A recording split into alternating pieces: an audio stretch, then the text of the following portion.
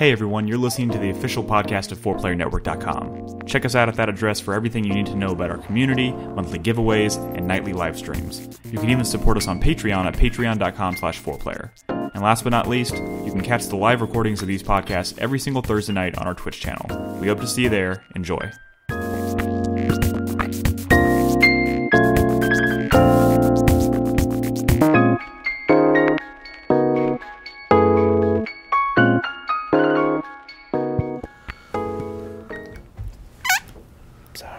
Gonna drop some dang farts. On that note, welcome to the podcast, everybody. This is episode 522 of 4Player Podcast. Oh my god. What is going on? I don't know, but Krispy's making me laugh. Well, okay. Jesus. Yeah, I'm pretty sure we're gonna have to restart that one. No, it's staying in. It's staying in. People who watch this live over at twitch.tv/4playerpodcast will have some idea as to what we're laughing about. Otherwise, it's going to remain a mystery. Nick, that's not where we stream. We stream at 4pp.tv. 4pp.tv is the other place we stream. Shut up, Nolan. I know what we're doing. Anyways, welcome to episode 522. It is October 6th, 2017. 5th. Fuck! Are we a week into October already? Yeah. No, we're only 5 days into October. You said 6th. Well, I lied because it's actually the 5th. Yeah. Oh, okay. It's October 5th, 2017. Oh, that's not nearly so bad. My name is Nick Henderson. I'm your host this evening. Of course, to my right, joined by Christopher Guthridge. Hey. Hi. Hello. Crispy, I think you can be a little closer to your mic. Oh, too much. Oh. Hey. Oh. There you go. Nope. Hey. There Perfect. you go. Perfect distance. What's up? I'll be the judge of that. Nolan Hedstrom. Hey, how's it going, everybody? And joining us once again on the couch is Jack. I'm just kidding. The joke doesn't really work anymore. He's not wearing the... That was a bad joke, Nick. I know. I feel bad. I wanted to make the joke, but I didn't want to leave the head on. Oh, Anyways, Carlos is joining us. Hello, Carlos. Dude, watch this. I'm gonna get red as fuck. I know it's an audio podcast, so you're gonna have to describe just how red I get.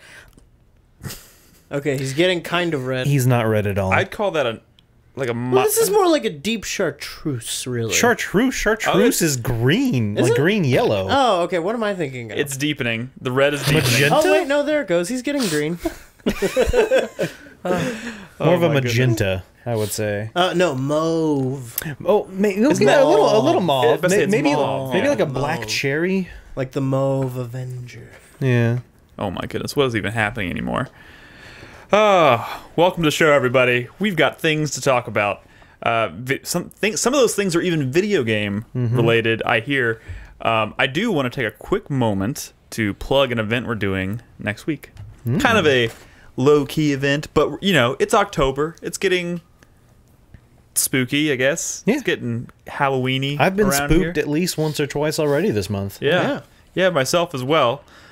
So we're doing a survival horror themed week on the feed. Damn. Next week, starting Sunday night, I'll be playing Silent Hill 4 because I just finished Silent Hill 3 on the feed yesterday. Thank you, Crispy, for letting me impose on your broadcast just a little bit to finish that off. It was like 4 minutes. You were off by 8:34. I was getting nervous there for a minute though because I kept dying. By the in that way, final boss. I've only seen the ending to that game, and what the fuck is that? Oh wow! I guess that out of context that makes. Well, did you watch the whole ending? By the way. Yeah, where she's like, Yeah, I was "I'm even- gonna kill you." The guy's like, "Ugh." I She's thought, like, like- "I'm just joking. Game's over." Yeah, no, seriously, that even caught me off guard, and I've played the game, and I love that series. What is that? Is that the canon ending? No, I don't. I think I got the weird ending, and I think I've been sabotaged That's by not the chat weird ending. to get that ending. I made several key decisions, and they're like, "Trust me, you're getting the good ending." But is I that think I that got the weird ending. How is that the weird? Like, wasn't the weird ending before like UFOs and shit? No, like that's like the weird ending. Oh, there's. Okay. There is one that There's multiple there weird is an endings. ending somewhere that fits the tone of the game, and that was not it. But I I got think that. that'd be the easiest one to get. It probably was.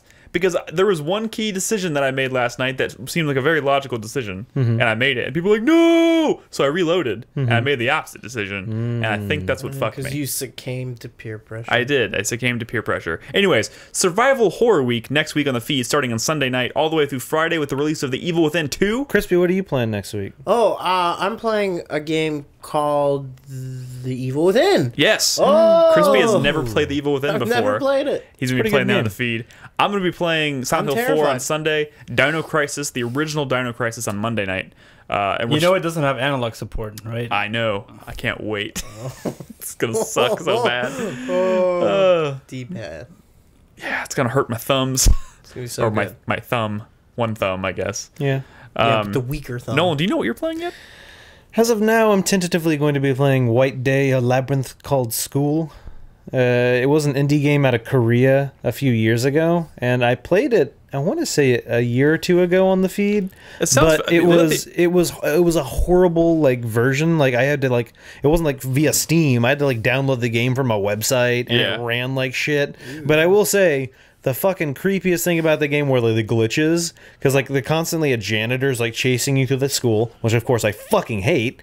But then like he would like slam a door and it would just keep slamming over and over and over again. Yeah, who fucking likes janitors? No one hates janitors. So many fucking keys. Why do they need that many keys? They can go anywhere they want. Nobody checks on them. The creepiest thing is the entire game. There's a ghost like chasing you, and it's just a head, and it's super translucent, and like it will just like all of a sudden just pop out of a wall at you. That sounds a little Fatal Framey. Are there parts where the ghost and the janitor are chasing you? Probably in tandem. Probably. That's wonderful. That actually kind of makes me want to play it. Yeah. Janitors can't be trusted. But anyways, that's all going to culminate on Friday night. I'll be doing a stream of The Evil Within 2. Because that's launch day for Evil Within. We might even try and do a next week before the podcast. We might try and play some kind of horror game before the show together as a group. We don't know exactly what that is yet, but I'm sure we'll figure it out before the show. So join us next week. Again, that's all week starting on Sunday, which is the today's the 5th, 6th, the 8th. October 8th, Sunday the 8th through next Friday, Survival Horror Week here on the feed. Also, throughout the month of October, there might be a few other horror games popping up here and there. I know I kind of personally want to try and squeeze in a stream of Fatal Frame 5 because I never played that. Ooh. So you might actually see some new Fatal Frame on the feed. Fatal Frame never before played by myself. And Chris Davis is playing Luigi's Mansion.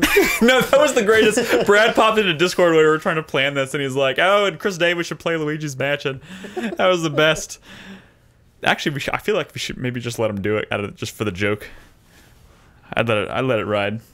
I don't care. Nah, don't do it. I'm just kidding. Anyways, what else do we have? Also, if you're a supporter on Patreon, especially someone should probably stream Anatomy. It's a pretty good indie game. Oh, are you going to stream Anatomy? It's like 40 minutes long. Yeah, you could do that game in a stream, and it's fucking dope. And it's someone that hasn't played it should play it. I know me and Krispy have played it. Right. Do you get chased in the game? No. Then I don't care. Carlos, are you going to try and fit in a horror game broadcast? If I can get my internet running to where I can stream, I just got Tattletale and played like 10 minutes of it. It seemed pretty cool. Is that a horror game? Yeah, it's a horror game. Cool. It's got like it's got a spin on it, and it's not actually a horror game. What I think it is you're a kid and you like break into your Christmas present early and are trying to like play with it without waking up your parents. Interesting. But it plays like a horror game. It plays like Five Nights at Freddy's. Oh, cool. I see. Yeah, you should play that on the feed. That'd be great. Anyways, there'll be lots of horror stuff on the feed here and there. So join us for all that. Oh, what I started to say before I forgot was Patreon. If you're a supporter of us on Patreon at the $15 tier, or if you have been a supporter of us at the $15 tier in the past 6 months, we are sending out our custom 4-player mugs this week. Oh, they're pretty sweet, too. I drank some stuff out of one yesterday. It was pretty nice. I'm jealous. You're still alive. I am still alive. They are definitely safe to drink out of. No worries. But we are sending those out. We're placing the orders this weekend. I have sent out a few emails. There's a couple people on the list that I don't have shipping information for. So if you're in that tier, check your emails. Reply back to me. Also, maybe a good idea to update your shipping information in Patreon if you want to receive anything from us. Anything physical. But yeah, we'll be placing that order this week, so look for those in the mail soon. And we thank you for supporting us. Of course, if you want to support us yourself, if you're not already a patron, you can find us at patreon.com/4player. Now, before we get into all the cool new stuff we want to talk about this week, I want to read the one bit of feedback we have from last week's podcast. Just one. That's cool. That's okay, though. If there's anything you want to say after tonight's show, any conversations you would like to chime in on, please leave us a comment at 4playernetwork.com on the post for this episode, and we'll read it at the beginning of next week's show. I don't know. Is this an L or an I? I-cipher? L-cipher? I don't know. Icifer. Icifer. Okay. Ulcifer? Icifer says, great... I fucked up the first word. Great podcast, as always. Thank you. Was that it? No. Thank you. All right, moving on. Regarding the cheating in games question, at 14 years of age, my best friend and I played Warcraft 3 multiplayer with our backs against one another. At one point in the game, I decided to turn my head really slowly to look at what he was doing, only to find him doing the exact same thing back to me. And then they kissed. We locked eyes Little peck. and exchanged a shameful look. Oh. And quickly turned our heads back to our monitors and laughed really hard. And regarding the combining two game titles question, I would combine Hitman and Shantae to create the wonderfully titled Shitman. I mean, that's honestly better than any answer that we gave to that question that's last pretty week. good. So, Shit, man. Shit, man. yeah. Is that like a hitman that kills with poop? Shit. I suppose so. I'm surprised nobody else wanted to chime in on It's the. like the Phantom Pooper. That's terrorizing. Oh God, The Mad Pooper? there's the Mad Pooper in Colorado. That's What is the Mad definitely a Pooper in thing. I was in Colorado? Colorado this week. I didn't see a Mad Pooper. What's the Mad Pooper? What's going on? There's a person. I think it's in Colorado Springs. There's a jogger that's a woman. Yeah. Who is frequently stopped and taken shits on people's lawns, and they've taken Wow. photos of her while she's doing Wow. it, and she's done it multiple times. So like it's not like she had an emergency and had to stop and do that. That made me think of my. How do you not catch that person? Like how is Yeah. that person like they have photos of her? How is she not busted? Yeah. That made me think of our first D&D campaign where I was Steve Z the Rogue, and anytime we went somewhere, I would just shit in people's chamber pots. Didn't you shit in someone's bag You're on a supposed to D&D? shit in a chamber pot. No, but it's like someone else's. So when they go back to the room and they're like, "The this, fuck?" This isn't my poo. This isn't I know my my shit." poo very well. Yeah. This is not mine. Yeah. Oh my goodness. Wait, what race were you? I was a halfling, I believe. Oh, so I mean it was just like Yeah, just a little poop. a little turd? Little pellets. Just a little boop. Hey, real quick, guys. Just a quick story because we don't have any other feedback. So I was in Colorado this past weekend, right? Well, how was that, Nick? It was great. I learned Nick didn't something respond very. to my text message Nick, about how a good was place to eat. Colorado? I didn't have very good signal most of the time I Did was you go there. to Casa Bonita? No. Oh. You're not missing out. Yeah. Anyways, so I learned something very important about myself.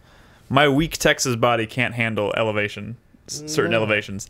It wasn't actually so bad because I was staying at about 5,000 feet. Didn't bother me at all. But like there was one day we decided we were going to drive up to Estes Park where the Stanley Hotel is. That's where my Zelda footage in the snow. That was Estes Park. Really? Yeah, where I took my Switch and I was playing Zelda in the snow. That was Estes Park? That was Estes Park, but it was during a blizzard, so I mean, yeah. Oh, yeah. I had no idea. Yeah, that's where I was. That's what, like 10,000 feet almost? No, well, if you go into the Rocky Mountain National Park, it gets to about 10,000 feet. Yeah, that's or where higher. I was at, yeah.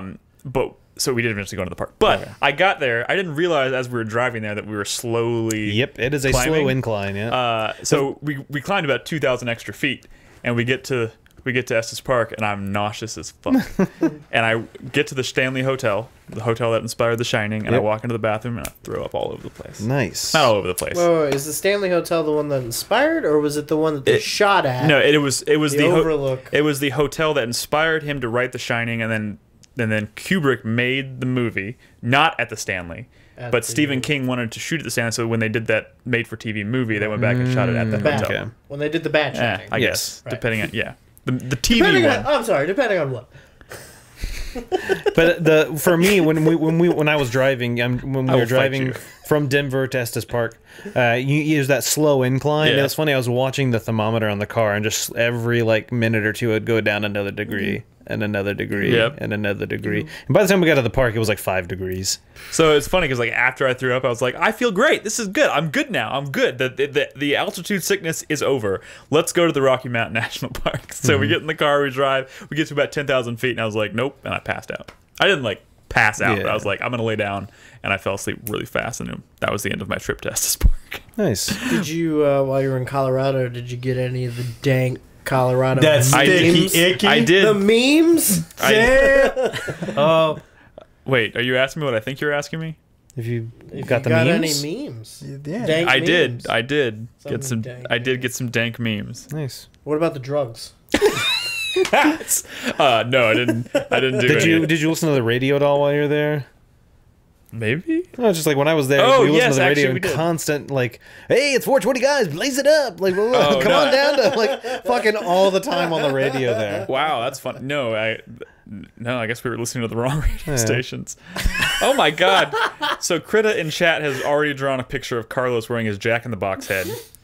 Did you not pull up? That is too fucking Chris funny. Davis, pull up her Twitter feed. There's one I asked her to draw when I was casting the other day. She also drew me doing Silent Hill. I which is asked her to pretty do good. a platypus. You'll notice it when you find it. There it is. Oh, what the fuck I is asked this? her to draw a risque, Why is it voluptuous like- platypus. So Is she's it like so Krita's wet straight in up the taking panties? requests. Yeah. What is that? What is it? What? I didn't hear what you said. I mean, from this distance, it kind of looks like there's a wet spot in the middle of the page. It that's- does kind of look I think like that's a that. muff. I'm sorry. I'm so sorry. Oh my god. What are we talking about? Do platypuses have duck vaginas? Or is it just duck faces? You know, duck vaginas are like inverted corkscrews. Yeah, because Yeah. I thought because those the were duck duck penises. penises. No, No, those are that's the- not They're inverted. inverted. Yeah, the corkscrews. penis Yeah, is right. so the duck can Right. go We've around. had all this the little- conversation on the show before. There's like dead ends and shit. And Yeah. It's Have to it's backtrack. straight up bizarre. There's It is false passageways. It fake is- doors. it is straight up booby bizarre traps. how many times we've actually fallen into a conversation about duck genitalia Yeah. on this podcast. I mean, it's worth talking about. I feel like. yeah, Yeah. I guess you're right. So For when those you, that when you didn't eat know. when you eat duck, can you be like, "Hey, can I get the dick too?" You got that duck dick? Can you get like a pint? Because of I've duck seen dicks? like a duck dissection, and it's like this big, dude. Mm-hmm. Shut up. Yeah, No, they like are, you they're pretty- uncoil it, you Where does uncoil it, keep it's like this big. Oh, because it's Yeah, it's all like spring, coiled dude. up. Oh my god. Damn, does that It'd be like mean- some Carl's Jr.'s curly fries, dude. Oh god. Holy shit! I don't mean to like suddenly ring this back in, but I'm going to. by But all before we jump to the games, I do also want to mention we talked about it today. So we're going to be recording a bonus podcast this Sunday. Mm-hmm. We don't have an exact time set in stone yet. We're going to let everybody know on Patreon when we do the live recording. So if you're a supporter on Patreon, you can spectate it if you'd like. But it will be a popcorn cast for none other than Blade Runner 2049. Which is now officially certified fresh. Yes, and we the are all Ryan Gosling vehicle? we are all very excited to see it. We'll be talking about it. We'll be doing a bonus podcast in Discord, so if you are a patron, you can spectate the recording of that. You can even chat with us, and we'll respond to your comments and whatnot. And then, of course, we'll make that available to everybody once it's recorded. So, again, I will get that information as soon as we have it hammered in on Patreon as soon as I can. So, let's talk about video games now that we're... Oh, is it time for that? I guess so. I mean, unless y'all want to keep talking about duck dicks. So, could you chop it up and make like calamari kind of? No, calamari is very specifically not a duck penis. Unless it's pig intestines. But it could be used as a suitable substitute. I feel like if Yeah, you that's gave what it a I'm saying. light dread, Yes, fried it, like, and served it to people, yeah, they wouldn't know the that's what I'm difference. saying. Yeah, Right? I think it's I passable. bet it's kind of rubbery and chewy like calamari. That's what I'm too. saying. You can serve it with some duck sauce. Duck sauce. Could you give the duck an erection, cut it off then, and make like blood sausage? Oh, Jesus fucking Christ. Do duck erections work the same way I that people don't. erections I don't do? know. I mean, they kind of should, wouldn't they? they don't have to. I know Is there- mammals have like a bone in their penis. Did you know that? Well, Yeah. mammals? mammals? Well, not but the like dong all bone. mammals. Not mammals, not all. Like humans don't, but a lot of mammals have like a bone structure inside their penis because it's made of like, bone or like big. cartilage? or I'm, something? No, it's bone. I don't so there know is a about dog that. bone. Look it up. Look it up. Look It's up a penis thing. bone. I'm googling it Also, right now. while he's Googling that, one other thing I'm going to plug. I think It's that's like what they cat give. penises have like barbs to Oh! go in the I vagina. think that's on what the they way give. You know, parrots. Parrots, you have to give them like calcium, right? Mm-hmm. out. Yeah. I think animal Because penis their is one of the dicks things have you can give them. calcium. That's not why you have to give them calcium. One more thing to plug before we move away from this This is a conversation. great segue into Star Fox. Actually, not bad, actually. But, oh my God, I completely forgot what I was going to say. Okay. I had something. It It was had to do important. with animal dicks, I'm sure. No, Fucking it didn't. dick That's- me you up, said dude. before I get away from this conversation, like you wanted to contribute to the animal dick conversation. I was trying to get You away were from thinking about animal dicks, Nick. Did you find it? What were you thinking? I already plugged Patreon. I plugged it. I can't even fucking remember it anymore. I can't remember it anymore. Let's start this fucking podcast. Should we talk about Star Fox first? We have to get Chris Davis in here to talk about Star Fox. No, let's start with Cuphead. No! Let's roll the Cuphead footage. I want to get that out of the way. I want to know what the fuck, whether I fucking played this game, because honestly, it kind of... Have you not played Cuphead? Are you intending to play Cuphead? I played Cuphead at E3. That's all I've played. I mean, is it a good game? What is it the Dark Souls of? Like, no, don't. Nothing. No. Nothing. Look. Don't I know. Saying something is like Dark Souls has become kind of a cheap way to say that something is difficult, and I think people overlook the Dark Souls thing of Dark Souls is that if you die, you give up on something. Like that's you sacrifice something when you die. Yeah, that makes Dark Souls more Dark Souls than I think. Also, there is a lot more about Dark Souls that is identifiable in Dark Souls, like it's besides design. Just being difficult. Yeah. There are other games out there that are difficult. Well, so this is Cuphead. There's some footage playing right now. There's a little overworld in which you can walk around and go to like all the different bosses. But so this is straight up kind of like Titan Souls, where it's like you just walk around and find bosses. There's a couple like run and gun stages, which I'll get to one in a sec. Is there like a story that connects the bosses or something? So the story behind Cuphead is that Cuphead and his friend Mugman played some dice with the devil and lost. So they have to give the devil their souls. Dude, that's metal as fuck. But then the devil says, all right, you can keep your souls if you go around this world and collect the souls of all the people that owe me. Wait. You're collecting souls? Yeah, you're collecting souls. So it is. Yeah. It is Dark. So you're trying to defeat these bosses because they owe something to the devil. You're trying to collect their souls. Someone time out Chai Tai. Someone time it out. I'm sick of this. give it to him, dude. Chai Tai, pause and chat. I haven't died in Cuphead yet. Just because he hasn't played. He hasn't played it. Yeah, he isn't lying. Then you son of a bitch. Anyway, sorry. No, but see, the game, it is really really difficult. Like it is a really hard game, and I don't know if you guys caught me and Brad playing a little bit of this last week or 2 weeks ago. We were playing co-op, which I think makes the game more difficult, just because the screen is a lot busier. Oh yeah. So because there's another player that you're keeping track of, and the second set of shots. And they're the same color as yours, so I think playing with two people makes it a lot more difficult.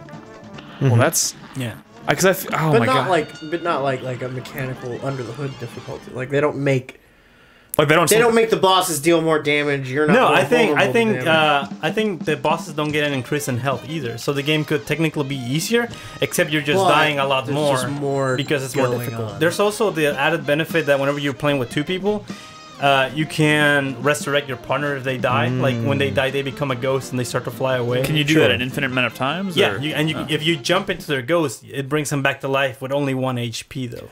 Oh. But a lot of times you'll try to resurrect your friend and just end up dying. So it wasn't even that worth it in the first place. But how many bosses have you?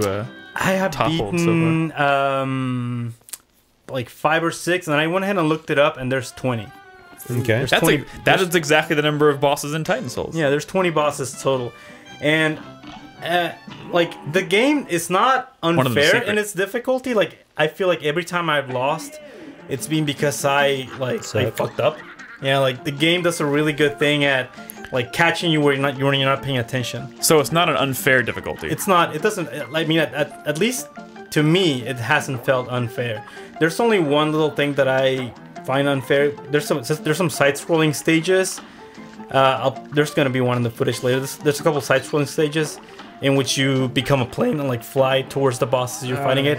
And those stages have animation on the foreground. Yeah. And those kind of block your view a little bit. Motherfucker. Yeah, it's not a lot, but in a game like this, like just kind of losing track of where things are for a second, it's really Dude, I'm so like on the fence about this game because really look at these run and gun stages. Like these run and gun stages exist for you to collect coins. Like each stage has 4 coins that you can collect. What do the coins do? You can use those to buy upgrades. Okay. I think the upgrades are a little superfluous. I don't think like you can beat the game without purchasing any of them. And I think the game is designed to be beat like that. Yeah. Like I'm sure the upgrades were added at some point after the devs heard a lot of the complaining when the game was first announced that it was going to be really shallow because it was only a bus rush. Yeah. Sure. But like, there's like if the bosses are unique and interesting and fun to fight, does it have? So I know none of the upgrades you buy feel essential. Okay. Like, and none of them are like, oh, like this is the one upgrade that's gonna like allow me to get past this area. Like none of them feel like that. You can beat the game without purchasing any of them. So I know I'm gonna keep drawing comparisons to Titan Souls because that's the last boss rush game I played. Watching this footage, Carlos, can you even beat the game? And I love that game. Does the one thing about Titan Souls that I love though, and that made like that game was fairly difficult. Maybe not like this, but it was difficult, and it the bosses were unique, but it had that moment when you deliver like the killing blow and like slowdown of time. The slowdown of time, you make that, you land that one perfect hit, and like it was like one of the most satisfying feelings. I think one of the unique things about Titan Souls was that yes, there was only 20 bosses, but every one of them was so uniquely different from the other ones that it felt, you know, well-rounded, I guess. Whereas you know, and this is kind of one of the reasons I haven't picked up Cuphead, is I've seen footage of it. I played it briefly at a show once. The bosses look like they're more kind of like a bullet hell challenge. Like they're challenging because of their you know, the bullet hell nature of it. They do play like bullet hell bosses, but the one thing that I like about them, and something that might make the game difficult for some people, is that a lot of them go through different phases. So you have to kind of memorize. Like the first time you encounter a boss, you'll figure out his patterns, right, as you're fighting him, but then he'll change really suddenly into something else, and then you're gonna be like, what the hell? And then you'll die to that phase because you weren't able to adapt quickly enough. You have to start the fight from the beginning, and you'll defeat those two phases, and then there's gonna be a new one, and you're gonna have to adapt to it, or, you know, kind of relearn the whole thing again. Yeah, but like all that is kind of, for me, all that kind of is not important if like the ultimate like defeating of the bosses doesn't feel satisfying. Like, do you feel that sense of like, I mean, I guess it could be like Dark Souls, when you defeat a boss in Dark Souls, like that's satisfying in a totally different way. You feel accomplished because you're finally able to fucking relax. Yeah. Like, I'm playing this game for a second. I'm playing, no, like it's a boss rush. You kill the boss, you're done. But like when I'm fighting a boss in this game, like you just like tense up. Like it's fucking stressful as shit. And the worst part about it is that when you beat a boss, not when you beat a boss, when you die to a boss, it shows you a little progress meter showing you how close. It also shows you like the phases that you went through, so you kind of know how many phases were left and whatnot. But it shows you like just how close you were to defeating the boss. Oh, sure. And a lot of times it's the absolute fucking worst. Like you can see like the dude's dick just barely crossing the line, but you didn't do it, and it just fucking. I just want to like. Was that a break something? Was that your controller? Really? Like you see a dick or? No? I mean, you about know where it is. Yeah. So like his shooting, his aiming, is it locked to like an 8-axis thing? Yeah, you can hold like a button. You can hold a button to like stand in place and shoot diagonally up if you want. Yeah. But I haven't really come across any situations in which I have to do that. Like, okay. So here's something else. Like this boss, there's a couple of bosses that are made up of mini boss fights. Like the one boss here that I'm fighting. So instead of fighting one boss throughout the whole encounter, the boss will summon different ones, and so you'll be fighting 3 bosses from a pool of like 6. Jesus. So for this particular fight, so like I had to just redo the whole battle over and over until I got a combination of bosses that I found easy. Damn. Because there's some that are harder than others. So you're a scrub. Yeah. Okay. Oh my god. So outside of the bosses, I mean, the bosses is all there is. There's nothing in the world. The little run and gun sections, you're only playing those to get coins, and I don't feel like the coins are worth getting. You know? Because like there's something so appealing about the way this game looks. Oh no, it definitely visually is. And it's kind of like I feel like it kind of sucks that you're never going to experience like the beauty of this game in a non-anxiety inducing state. You know what I mean?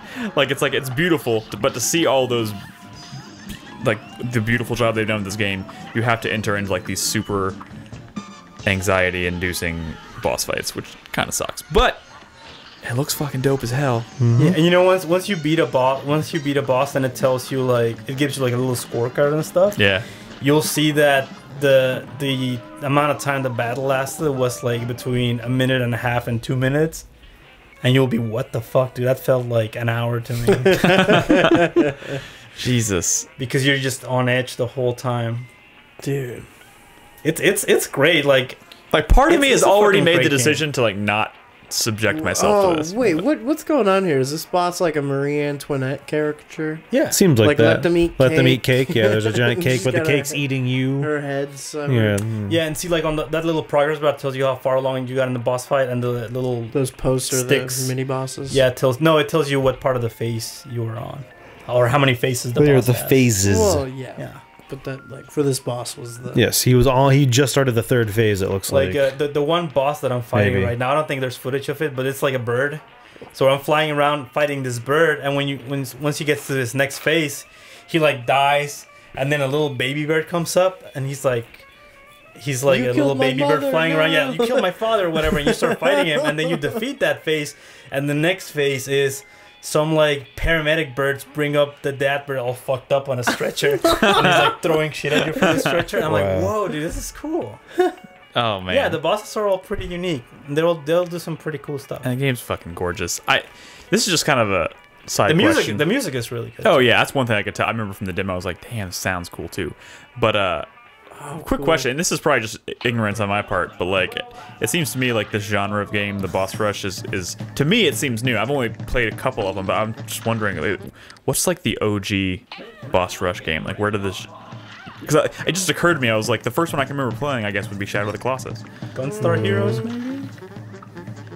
There's not Probably. too I many. don't know. It's funny because I didn't even think about like this is essentially the not- same genre as Shadow of the Colossus. No, I just- it is, versed yeah. enough in video game history to be able to answer Yeah. that question. Like this boss here. Like look, like this first phase, all you gotta worry about is the little jawbreaker flying around.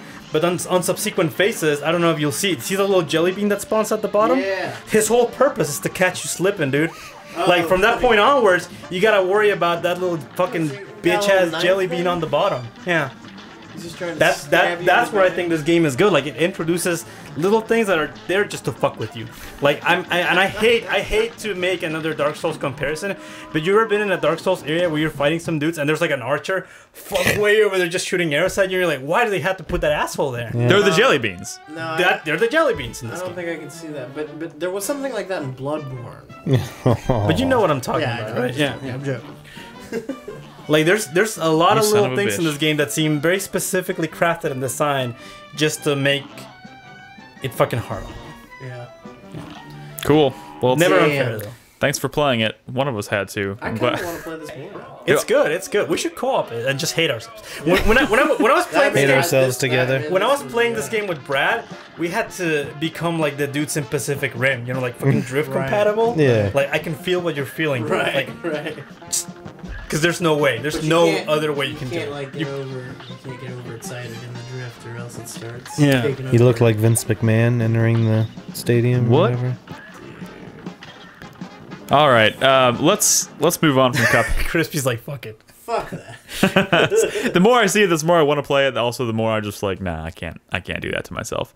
Not this late in the year. There's too much shit. Yeah. I can't bring myself to do it. But, anyways, Crispy, Yes. you played a little bit of a game that's not out yet. I did. I played a game that is not out yet. Yesterday marked the beginning of the early phase of the beta for Star Wars Battlefront 2. That game that I keep forgetting is coming out this year. Right. It's a Mhm. November release, so we're about a month away from it. Oh my god! Yeah. Why did you have to say that? Yeah, I know, right? I Fuck I'm 2017. still wrapping my head around the fact that it's October. How But much of the first game did you play? I played it. I played the beta. I mean, I had the game on PS4 for a little while and on Xbox for a little while. All together, I probably played somewhere in the neighborhood of like, I don't know, 12 hours. You know, I didn't get like crazy into it, but I liked it for about a month. You know, Yeah. That was kind of what I was. The most Battlefront one that I ever played was at E3. I went back and I played the demo multiple times because I thought it was dope, but I never played it after that. I redboxed it and I played about 30 minutes of it and I got bored. Wow. Yeah. But we're here to talk about Battlefront 2. Yeah, I mean, it's... The funny thing is that the beta is just Assault Starfighter battles and Clash, which is like a smaller objective-based team mode. So it feels like Battlefront 1. You know, nothing that's like... None of the new stuff that they're adding. big new stuff Yeah. that they're All the adding stuff that people are excited for, not going to show that in the beta. represented. The only thing that's really new, the only like the big changes that you can see and kind of wrap your heads around in the beta that's new is character classes and star cards. Okay? Where's my footage? Roll That guy's the footage. worst. There's footage. Roll footage. He gave you a I handed USB. you a flash drive when I walked in the room. I did. Oh no! play some Sorry, Cuphead guys, again. We're not put Cuphead back up. So I'll get it. Hank. Just keep going. It'll be up there in a second. you're fired. Anyway, what was I saying? Battlefront Classes 2. and Yeah. star cards. Yes. Okay, so the first game, the whole thing with the first game was you were either a rebel soldier or you were a stormtrooper, and like that was it. Yep. You know, Yeah. There was no classes. Everything was determined You by. could randomly become Luke Skywalker. Or... Well, yeah, you could. That works a little differently now too. Oh. Actually. And we'll get into that. But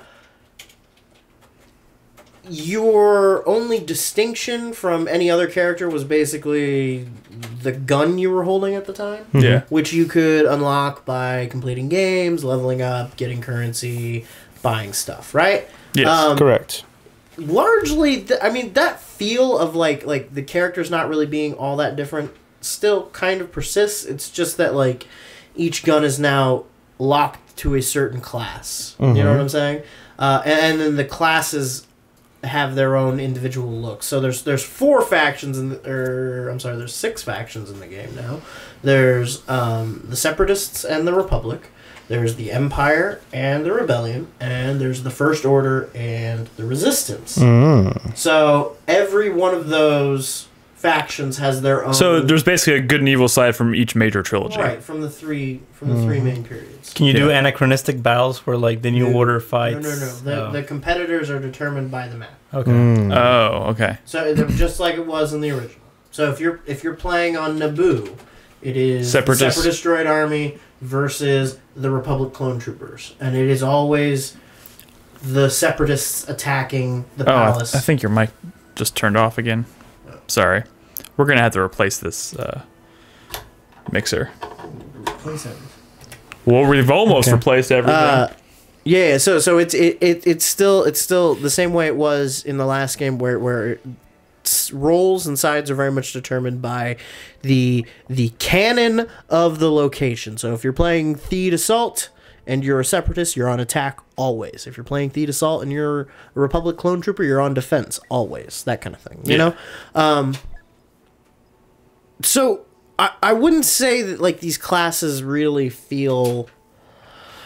You know, playing classes in this isn't like playing heroes in Overwatch. It's not like playing classes. Yeah, they're all very samey still, aren't they? They're still kind of samey. A lot of that has to do with the fact that they're all using blaster weapons, which all have like, which is one thing I kind of like.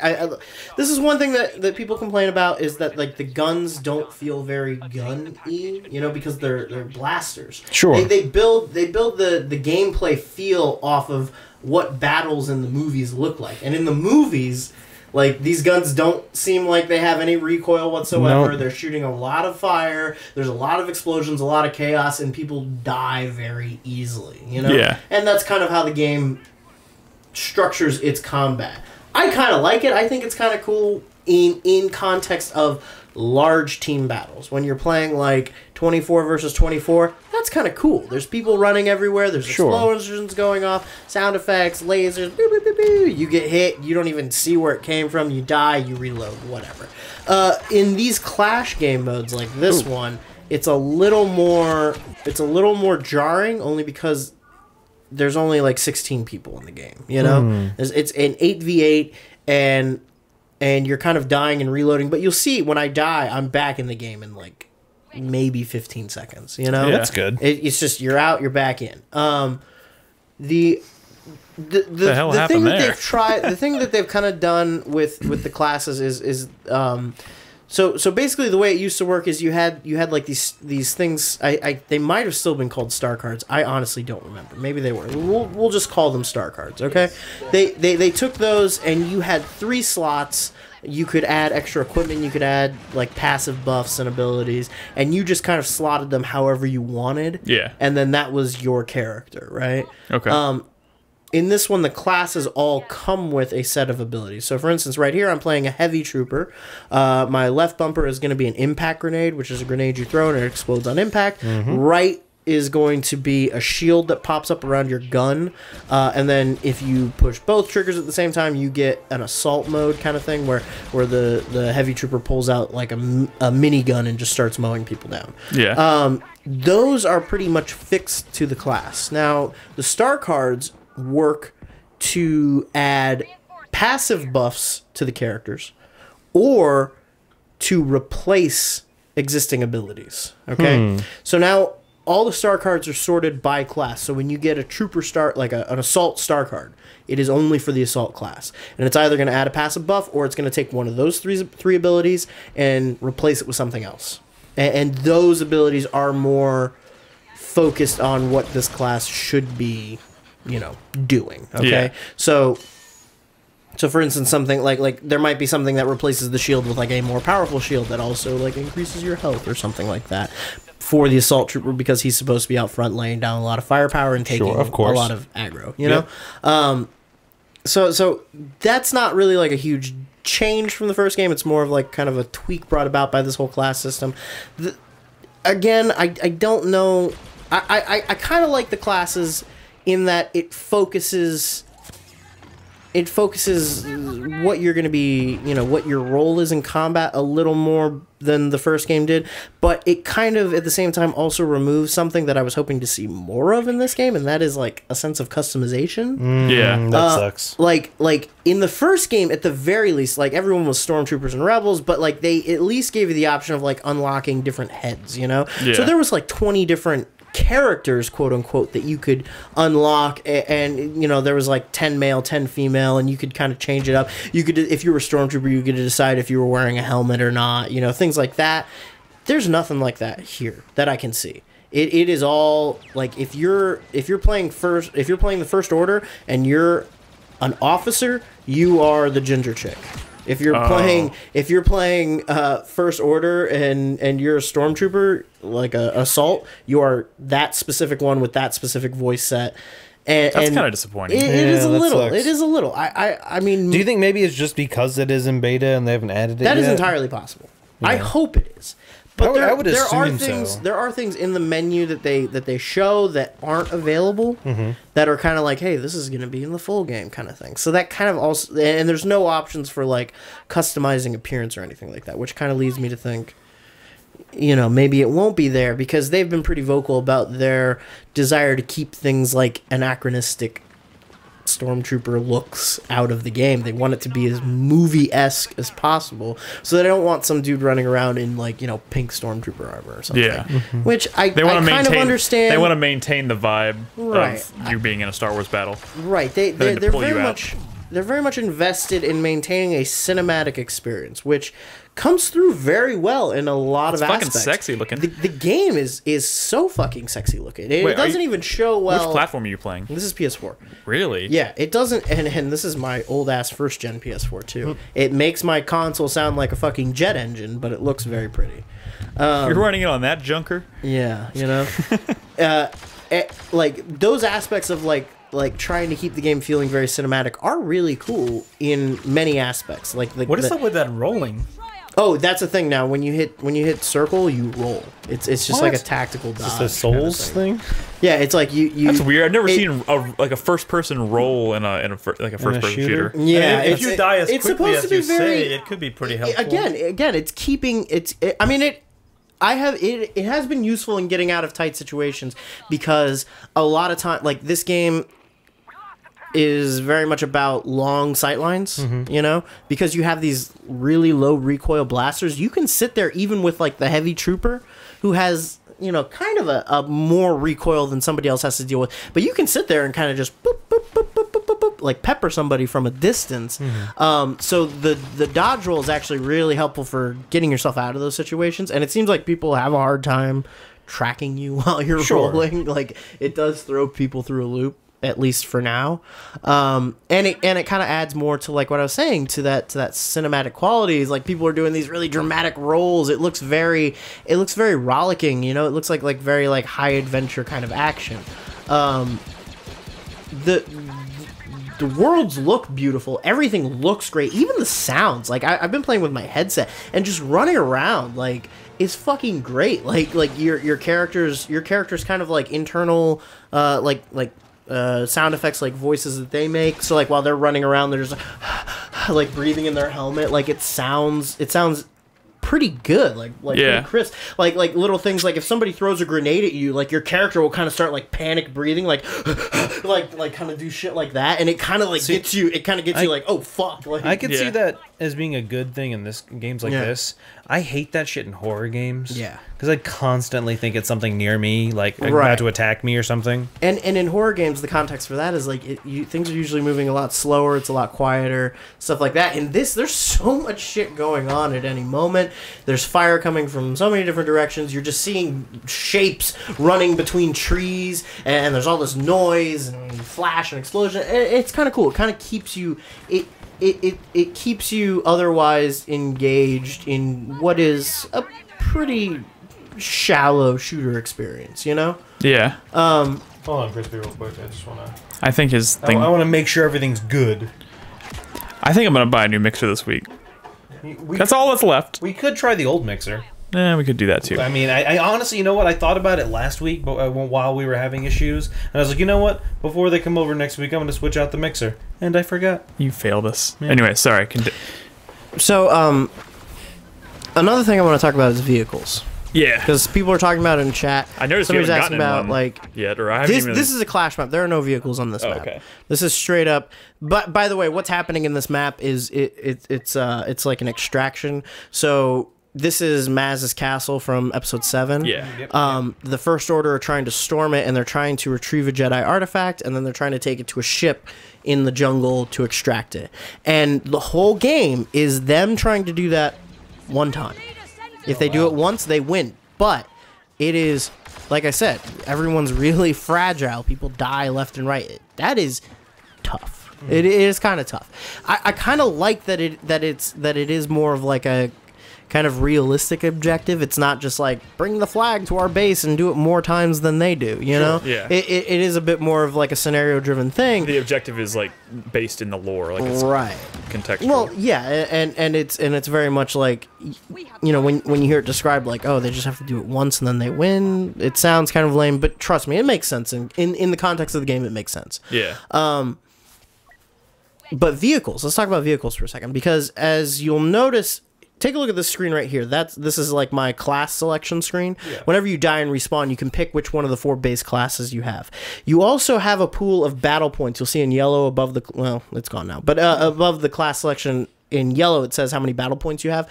There are certain special units or hero units that cost battle points to spawn as. So for the First Order right here, you have rocket troopers for 2,000 points, which are the jetpack troopers. And then for 3,000 points, you have those flamethrower troopers that they introduced in episode 7. Yeah. And those guys are a little more powerful. They have a lot of cool abilities. Did you get the fucking like Tonfa? No, there's none of the Tonfas, and there's none of the cool new stuff from the new movie too, like like they've got the stormtroopers that have the like laser axes or whatever, like the lightning axes. I don't know what the fuck that. Maybe that's just not in the beta. It could just not be in the beta. Because they make a point of saying like there's so many different heroes and vehicles and locations. And they show you like a comparison of like how many are in this game compared to the first one. Yeah. And it's huge, but the beta doesn't really show you much of any of it. But vehicles work that same way. So if you're playing on a map that has vehicle support, those vehicles are going to show up as options that you can select. That's how you... Wait, so at any point in time, you can spawn into a vehicle if you have the points? If you have the points to afford it, yes. I do think there are hard limits on how many can be spawned at a single time, though. Okay. So, like, for instance, there's a part in the video, it might have already passed, where, like, I was trying to spawn as a jet trooper, but there was too many of them on the field, so I had to wait, you know? which kind of sucks because it kind of encouraged me to just stay in the menu and wait for that option to open up instead of being out on the field helping my team, you know? But heroes and vehicles both work that way. So vehicles are still very much kind of like a separated thing, okay? Like if you were hoping that the original Battlefront franchises like the way that they handled vehicles, where they were just in the environment, there were things that you used, you'd run up, you'd get into it, and you'd start piloting it. Yeah. I'm sorry, that's not what's happening. Womp womp. Yeah. That's like I feel like that's like one of the few things that like really kind of just bums me out about. Because like that's one thing I loved about like Battlefield. Like what's great about that series, you can see vehicles in the environment, just run up and jump at them, and that's like the one thing I wanted from the multiplayer battles in this game. It's just not there. Right. It sucks though when everyone just kind of goes to the runway and sits around waiting. That's for true. Yeah, I guess it does prevent people from just like it's a little much. And I do think that having vehicles as like a physical interactable object in the world would probably change what they could do with the game, you know? Yeah. Like it might also be the reason why they can afford to make the game look as good as it does. Yeah. Is because they don't have to worry about all these other kind of interactive elements. Interactive objects just sitting around in the environment being calculated by the physics of the game and all that shit. Headshot to the Dick asks, are there blaster shotguns? Yes, in fact, the assault, like the regular stormtrooper type hero, his left and right button, when you hit them both together, he brings up a 3-shot laser shotgun, basically.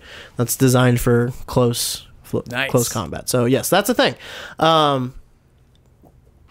Yeah, I don't know. I do kind of like the new, like, again, it's really shallow, but I do like the new class setup. I've been playing with the officer a lot, trying to get a feel for that, because the cool thing about the officer is a lot of their abilities involve buffing people. So if you can get like near a group of people and use your abilities, you can either increase their rate of fire, like how much they can fire before they have to Cool down. Yeah, cool down the gun. You can do like, you can shield them, they take less damage. There's even like passive skills for the officer where like everyone's health is like a little higher if they're standing near an officer. So it's kind of cool. Do you get like assists and stuff like doing that? Or yeah, okay. For sure. Yeah, I mean everything since it seems like Overwatch kind of like turned the shooter head on its world as far as like scoring goes, because like every game now gives you some sort of like kill assist count. You know, they'll give you points based, like they go to like a generic point system where like a kill's worth this amount, an assist's worth this amount. If you shoot somebody and then somebody else kills them, it gives you like credits. Battlefield 3 started giving out assist point based on how much damage you did to an enemy. Sure. Okay. I like that concept. Yeah. It's definitely much more cemented now. I didn't play the Theed Assault. I probably should have. I didn't play it because it's episode 1 and I have my standards. But you can play as a little robot stuff. Not to mention they just showed so much of that at E3. But one thing I will, that and like all the footage has been that. But one thing I will say is they did kind of change it up a little bit. The Theed Assault is kind of a cool scenario because the Separatists are escorting an MTT towards the main palace, and all they really have to do is just kill clone troopers and stop them from getting these ion disruptors.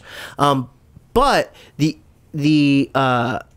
clone troopers have a little bit more to do than defenders would have in the original game. In the original game, it was all about holding lines. Correct. There was like control points that you had to defend. Yep. And then if you lost control point, the enemy line moved up, right? Yep. In this, it's not about control points. It's about securing ion blasters. So there will be these like supply drops throughout the map where the Separatists can destroy these drops, or a clone trooper can get to it and open it up, and there will be an ion like bazooka in it, and then that person is responsible for getting that bazooka into position and then actually firing it at the MTT. Sure. And you can damage it, and it turns the MTT from being like this kind of static MacGuffin that is just kind of measuring the progress of the attacking team to being an actual like unit on the battlefield that you can damage, that you can slow down by actively fighting. You know what I'm saying? Yeah. But if the MTT does make it, it blasts like the front of the castle open, and I've then never seen that and then in the footage, fight, yeah. and then the fight goes into the castle, and then that's kind of cool because that becomes more of a traditional control point map. And then Darth Maul's jumping all over the place. And then Darth Maul's jumping around everywhere, and Wait, yeah, is it's just Darth fun. Maul like one of the? He's one of the playable heroes in the beta. The beta has 4 heroes. It has Darth Maul. It has Boba Fett. It has Rey, and Finn? Han Solo. Oh, Yeah. like No like episode No 7 Finn. Han Solo. This game's No, racist. like Empire Han Solo. Oh, okay. Yeah. Did you ever play Killzone, Krispy? little bit. Any Killzone game? Because those 2 had was that- like the last one I played. those had like game modes where it was big maps and they would like change the game mode during the match. So you could be playing team yeah. deathmatch and then it would change to capture the flag. That's cool. and there was That's like pretty cool. announcers. That's really cool. Point-wise. Huh? How does that like work? I don't know. Like it does 3 modes in the match. It and definitely 2 seems out of more 3. complex, but like I'm surprised that kind of thing hasn't stuck and become more. It works common. because say if you're playing like if your map switches to capture the flag, and you have your whole team on the enemy base, and then it changes to like capture points, you're already there. Yeah. It just does stuff like that, You know, I and I don't think any other game does it. Not to my knowledge. I don't think, as far as the multiplayer of this game is going, I don't think it's really doing anything like crazy new. It's not a huge leap forward from the last game. It is better. I think the real success of this game is going to lie on the campaign. So If the I wanted to campaign's ask you any that. good. Has there been any I haven't had my ear to the ground on this game necessarily. Has there been any word yet on campaign stuff? I don't know. I've been kind of staying away. I think that's like Like I said, I've been reading the tie-in, the prologue novel Yeah. to this game, and I'm kind of getting burned out on it because I don't really like the characters that much, gotcha. which has me worried. Yeah.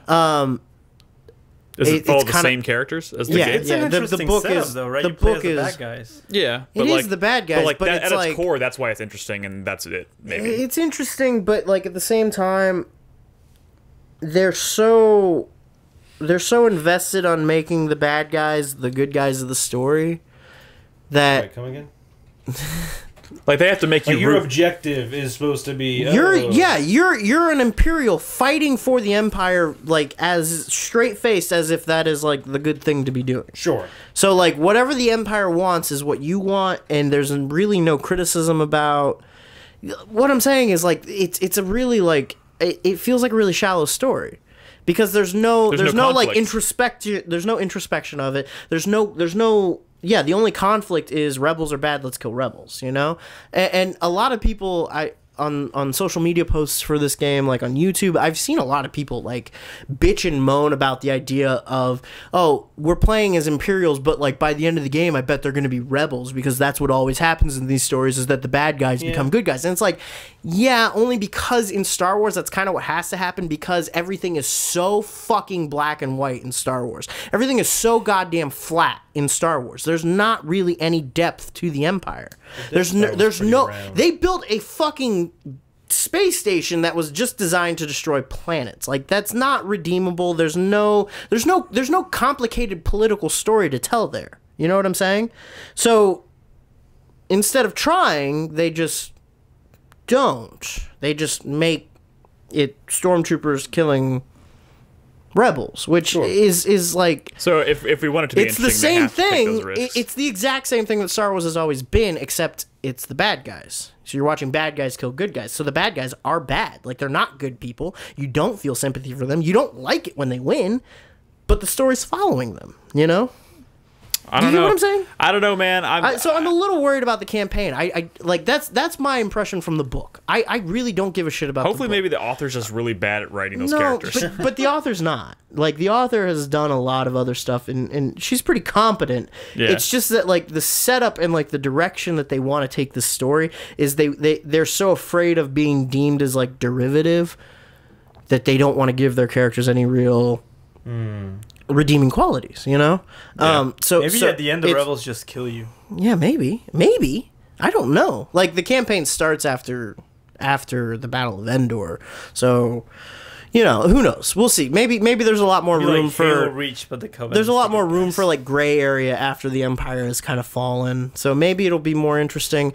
If it's as flat as the book is, I'm not gonna be too crazy about it, which is a shame because I think the campaign is the only thing that really has a chance of being like the major like shot in the arm that the series needs. I'm really hoping that this game comes out and the campaign is like people like I hope it comes out and it's like people are raving with the campaign, so it'll be like the Call of Duty that I played this and year, not to right? disparage Titanfall 2, but I'm also kind of afraid that it's going to do the same thing where the campaign is not the focus, so it's only like this 5-hour experience. It might be kind of cool and kind of a fun diversion. I but guarantee you this campaign won't be longer than 4 hours. But That's you not. can't, you that can't can't be a thing. really That can't be make. a thing. I mean, it's a shallow shooter. You can't really make a long campaign on a shallow shooter. You get burned out.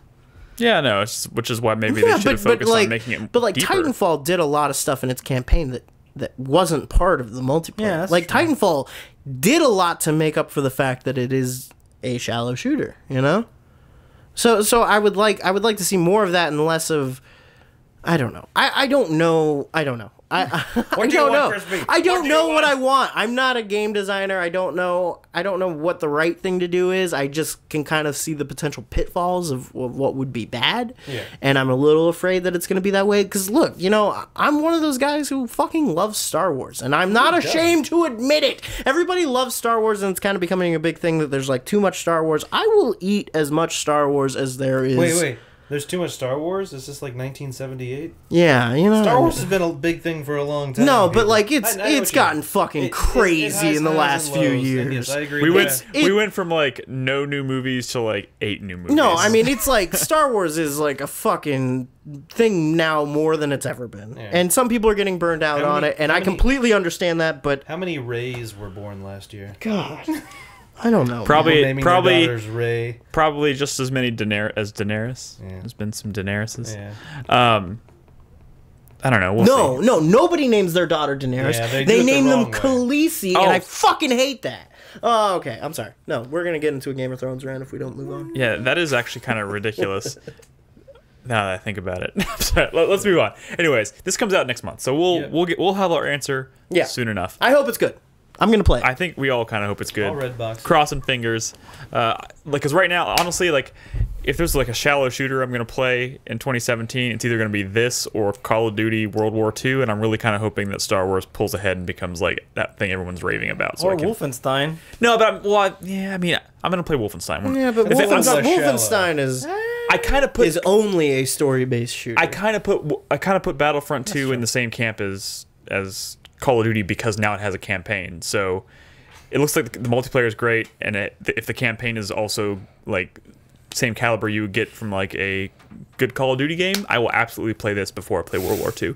But we'll see what happens. Cool. We're gonna take a break in a second, and when we come back, we'll talk with Chris Davis about Star Fox 2. But there's a couple like little tiny games we just want to like rattle off real quick. Updates. We've been playing some stuff. I want to talk about some things. Okay, I just want to get a few. Go, Nick, go. I finished Mario plus Rabbids Oh shit! Kingdom Battle, Hey, you and beat me to it. and Dank.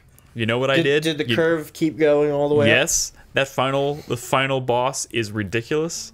There's two bosses two major fights back to back. Each one has 3 phases, and if you die at the end of phase 3, it resets the entire boss fight. So, after attempting That seems like bullshit. It is. No, it that is. seems like It is. That seems like Bullshit. artificial difficulty. You know, people always gave me shit when I played XCOM and I would like save scum. Yeah. But I mean, when you can't, it's like it's so fucking disheartening when you get through a battle. And honestly- and like I said, and we've talked about this before, but just in Mario plus Rabbids, when you lose one team member, fucking game over, you're man. fucked because there's absolutely no way to bring a team member back. Yep. And I feel like that's a gross oversight. Like if there was even if it was just like a small, minute chance that you could somehow bring them back to life, it would change everything and make it so much more palatable to like lose character. But the moment you lose one, you've lost a third of your team. Like it's ridiculous. But to be honest, I love the game. I loved it. Yeah, it's a good I think game. it's a great fucking game. I got to the final boss and I used easy mode. Oh, After about is that the only time you did? After about- I've yet to do it yet. I've been after tempted about- a couple times. After about 7 or 8 tries, I was like, I can't just keep. And I always died in the third round, like the third That part of the sucks.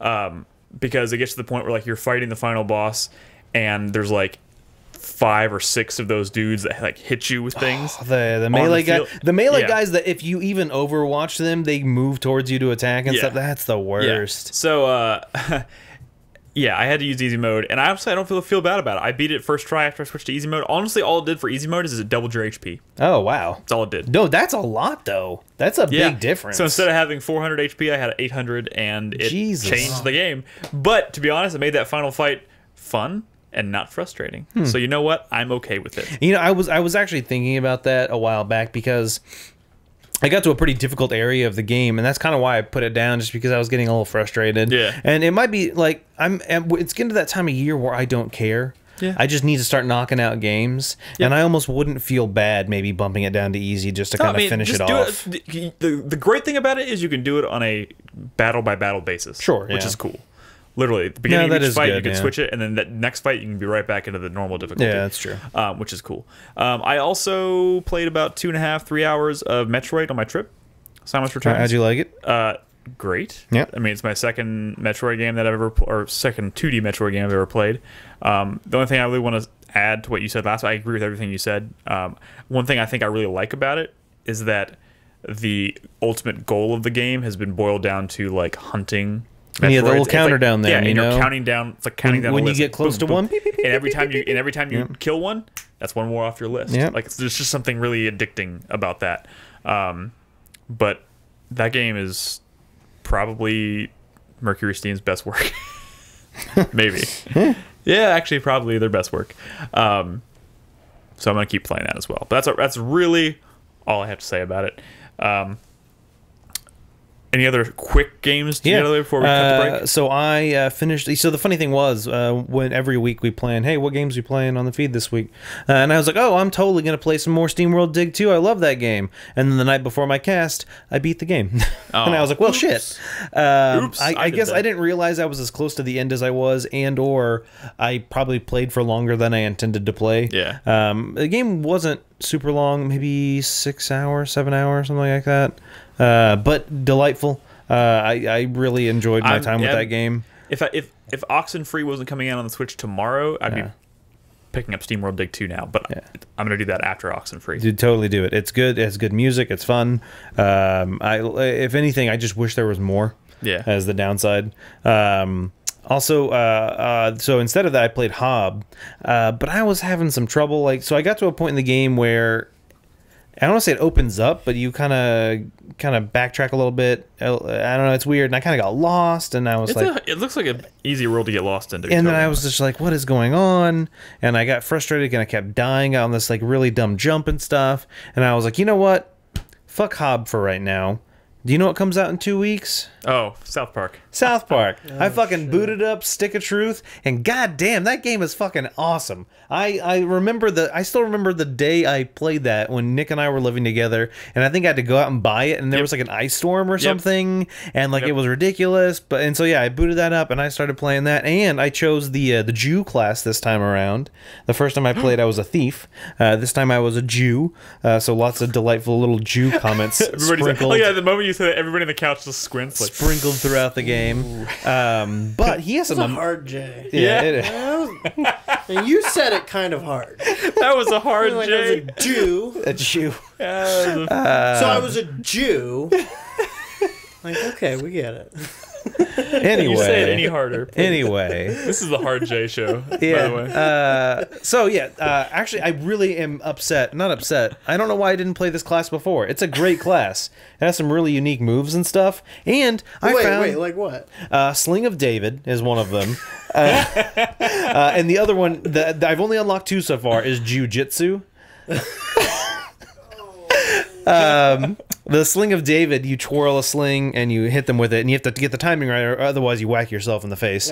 Or sorry, the dick. I think you whack yourself in the dick. But the Jiu-Jitsu is you run up and you punch them a bunch, and it stuns them, which is cool because you get a free stun. But I unlocked a weapon I don't think I ever found when I first time I played this, and it is a like a dart, like a throwing dart.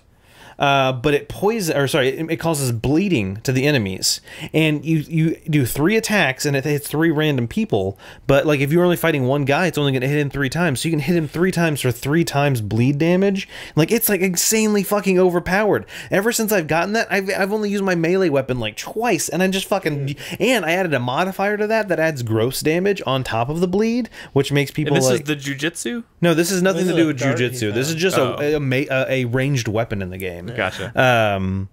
And yeah, I don't know. Like I'm having fun playing it again. It came out what 4 years ago now. Yeah. Has it been sitting on my shelf for that long? Yeah. You haven't played it? No, I own it though. It's not that long. It's not. It's I like know. 20, 30 It's hours, on my. something like that. Trust me, it's on. Oh, It's I specifically think you on what I call my pile of shame, not necessarily Yeah. my backlog, but my pile of shame. Pile I of beat that lame. game and I don't remember playing it. That's fine. I mean, so the thing was, as I was playing it, it just always makes me realize how much I feel like I'm just playing an episode of South Park. Yeah. And every once in a while, pressing a button to interact with things, Which is cool. And yeah, anybody like you watch the feed, it looks like I'm just watching an episode of Does that South come out in Park. October or November? What? The 2 Butthole? weeks. yeah, the butthole. It comes out in 12 days. Oh shit! Yeah, October. yeah, That makes 12 sense, yeah. days. Thank you. So I'm super excited for it, which is why I wanted to play a little bit of Stick of Truth. But yeah, Fractured Butthole 2 weeks. I was getting prepped You'll be for playing it. that on the Fuck feed, yeah. I'm sure. Hell yeah. All right, we need to take a quick break. During the break, we're going to be giving away 2 copies of Mages of Australia. Australia. To people watching us live in chat. Australia. So stick with us. We're going to do that raffle here in just a second. But yeah, if you're listening to us, don't go anywhere. We'll be back after this short break.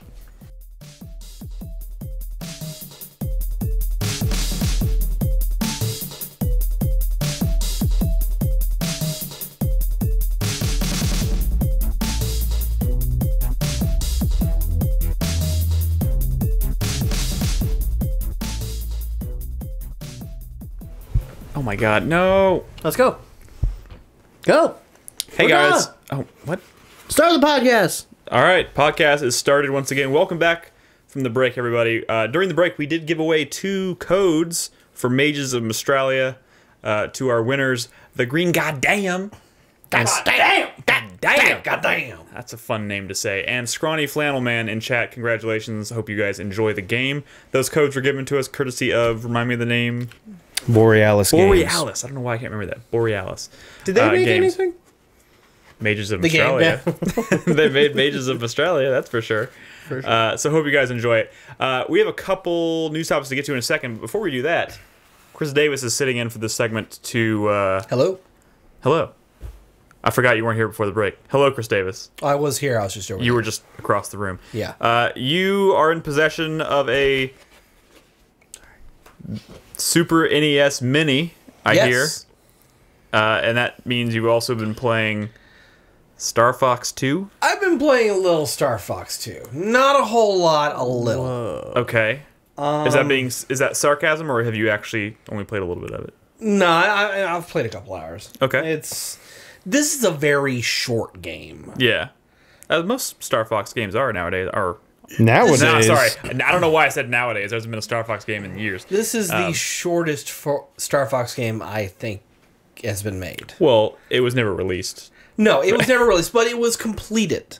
Yeah. The game was completed, and So then, what's the story behind why they didn't release the game they had completed? So it was. I don't even. I'm not super I don't know. familiar. So Right? the idea was that this was it was set to come out in Jonathan blow 1996. Jonathan Blow It.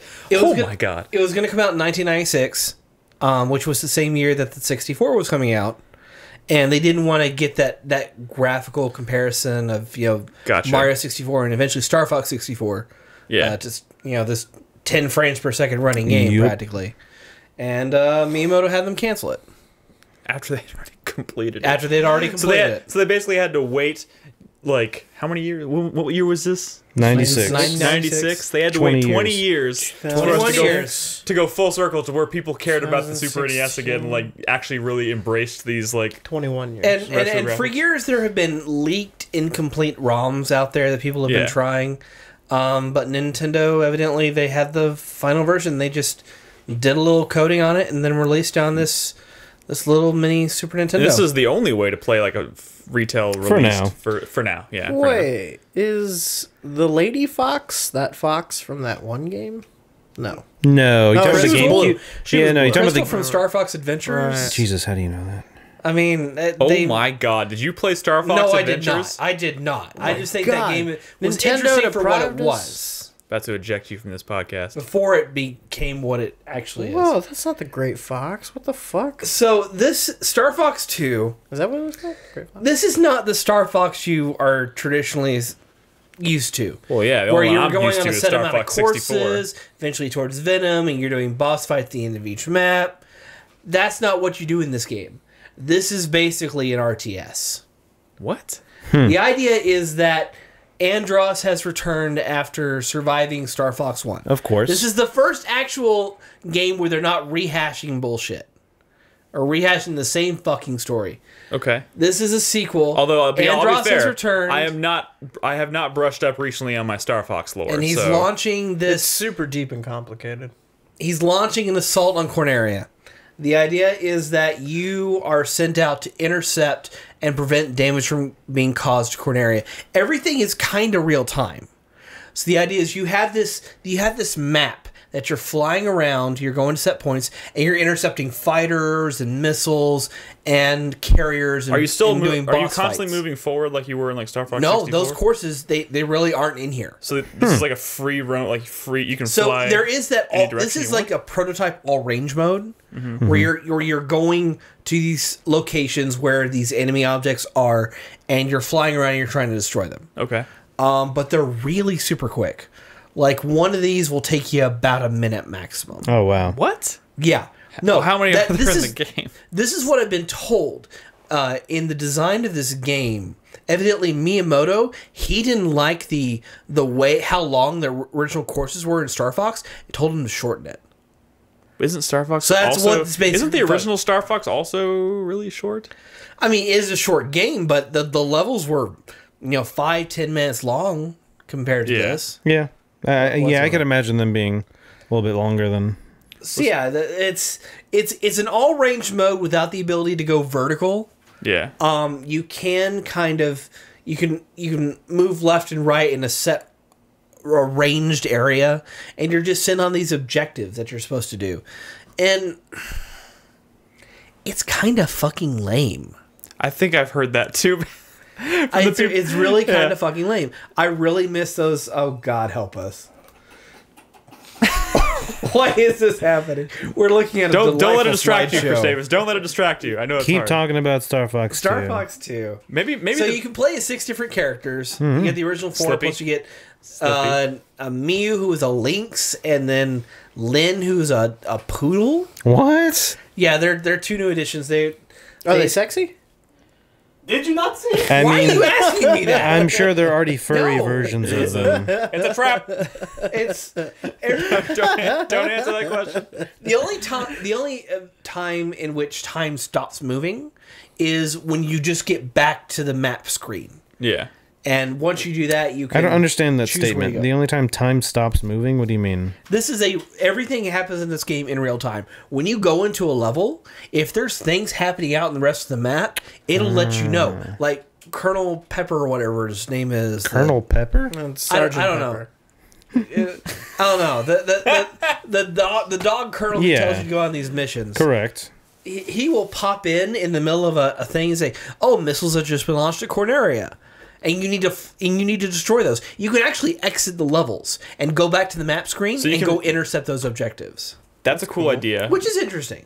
But ultimately, the game is lame. That game is kind of fucking lame. I think maybe the better. Sorry. The scale is interesting. I Yeah. do like the scale. It's- because it kind of reminds me of classic space sims, where like TIE Fighter, for example, Yeah.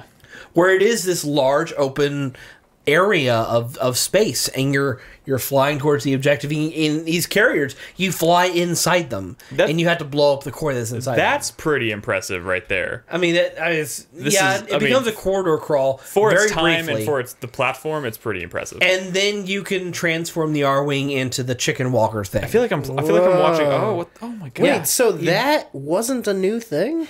No, it wasn't a new thing in in the Zero. new This was Star taken from. I mean, 2. it was a new thing from a game that never been released. I mean, okay, but I mean, like, yeah, so something they developed for this, but it never made it. So like, Some I'll just fucking fucking- put it in Wait, that. which game are you thinking of? Star Fox 64? chicken shit From developer. Zero. Zero. No, the Zero. Chicken Walker wasn't in 64. That's The why tank was. The kind of cool, Right. the kind The of interesting thing Landmaster. about Yeah. playing as the Walker thing is that because this controller doesn't have a second analog stick or anything like that, you actually press the shoulder buttons to actually rotate the camera. Huh. And it kind of does the Doom style auto aim of your projectiles as long as they're center screen. Gotcha. But these levels are like super easy to do. They're really fucking Yeah. quick. I mean, but it's kind of impressive that something like this was made on a, Super NES. And there'll be random events like Andros. He's gonna send his Mirage Dragon at me, which is like a mini boss that he just fucking throws at you, and it's this giant flying metal dragon in space that can easily kick your ass if you're not That careful. sounds dope. As well as like the Star Wolf crew. Like here's Leon, who's the chameleon. Leon the... From Star Fox 64. His first name is. they're like I'm an sorry, the only anti-Star Star Fox. Fox character I know is Slippy. There was also Pigma, and there was Star Wolf, and I forget the other one. I don't His remember first any name of is them. Cam. I think his middle initial is E. I played Star Fox 64 a lot. His last name is Leon. So, I think maybe the aside from Star Fox 2, the other question I have is, since we have you here for a second, how do you like your Super NES Mini? it's okay. How mini is it? It's very mini. It will fit in the palm of your hand. right It's over right there there. in that box. You You think want you Nick, can why don't you swallow pick it up? Yeah. Chris Davis, Carlos swallow can- it. Carlos I mean, can pick it I'll up. give you $10 if you swallow I your can't- NES Mini. Is I it can't worth all? dislodge my jaw to do that? Is it worth? Oh my God! Yeah, is it it's- worth all of the? How about It's you worth hand it 80 to bucks? Nick, Carlos? The Strife? How about You you hand know, it to Nick? For Yeah, hand the- it to me. Let's Pass It's it got a around. good selection of games. It's got Contra 3, Super Mario World 1 and 2, Mario RPG Legends 7 Stars. I mean, there you can compare it to the sizes. I mean, it's a third of the size. This is pretty funny because I think they almost weigh the same. They do. It's Like it's obviously the regular This is Super just NES. like a big hollow the box. console will run at 720p. That's weird. I'm I literally wish it holding was a. 1080p. The weirdest thing is that I'm holding a Super NES with an HDMI out port on the back. So it actually uses Wii ports for the Wii controller ports for the controllers. The controllers are, by the way, 5 feet long. Probably. The cord, it's bullshit. You got to pop out the front in order to get access to the ports.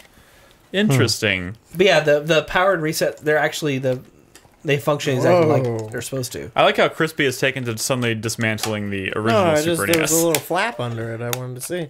Hey, we should call the maintenance phone number on the back, see if it still works. I think it Maybe actually they can give does. us hints for how to beat fucking Super Metroid. No, they will if you pay them. Yeah.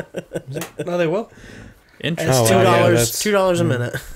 It's got a great selection of games. It's got a pretty cool rewind feature to where you can rewind and in addition to save stating your games. Yeah. You get like 4 save states per game, which is pretty good. So it's like an emulator. I mean, it is an emulator. I mean, But yeah. the thing is, In an this is the $80 first box. time. Krispy, all of these are emulators. This is the first time there's ever been an official emulator for certain types of chips that are on the Super Nintendo, like a Super FX 1 and 2 chip. Yeah. Because there's never been a successful emulator for those, or one that runs super well like the original. Do it. Super Metroid's on there. Final Fantasy 6, which is 3, on there. I feel like Earthbound. There's is no a one good trying to selection of games insert here. the mini Yes. Super NES into the Yes. full size? NES Wait, so section. there's like full size ports behind the fake mini ports? There's the Wii U style, like the Wii nunchuck, that kind Yeah. of style port. You pop out the bottom, Wait, and it's really? and it's the Wii ports. Oh. Like super lazy. Yeah. So you have to buy proprietary. Oh yeah, no, they controllers. did that so that you had to buy proprietary stuff. Yeah, of Yeah. course. I don't like that. It is kind of. The good thing is that third-party manufacturers have already been developing like their own controllers for this, Yeah. with those ports in mind. And again, the cords are 5 feet long, which is kind of bullshit. So you got to buy the extension cords. Just like back in the day. It's Just like back in no, the day. back in the day they were I'm- longer than 5 I feet. know. I'm just teasing. All right. I don't know. Well, thank you for bringing your mini NES and Yeah, and playing I Star figure Fox. if y'all want to, What else are you gonna play on there? It's mini SNES. Oh, you gotta love. Sorry. I mean, Mini SNES. I'd rather play the original Star Fox versus Star Fox 2. Wait, is that on there too? Yeah. Oh. In fact, in order to unlock Star Fox 2, because it's locked on the console, You you have have, to- to beat the first level of Star Fox. Oh, just the first level though. Yeah.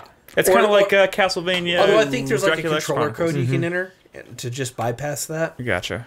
Oh, they can say there was a short code you could purchase to bypass that. I mean, honestly, Oh, God. I Wouldn't don't surprise me. I kind of don't like Star Fox 2. Oh wow. But I think I'm going to keep this around because it took them like 2 Well, you weeks better for them keep to, it. What was the alternative? Throw it in the trash? Well, maybe sell it. I'll give I you don't know. $1. Yeah. $2. $40. $40?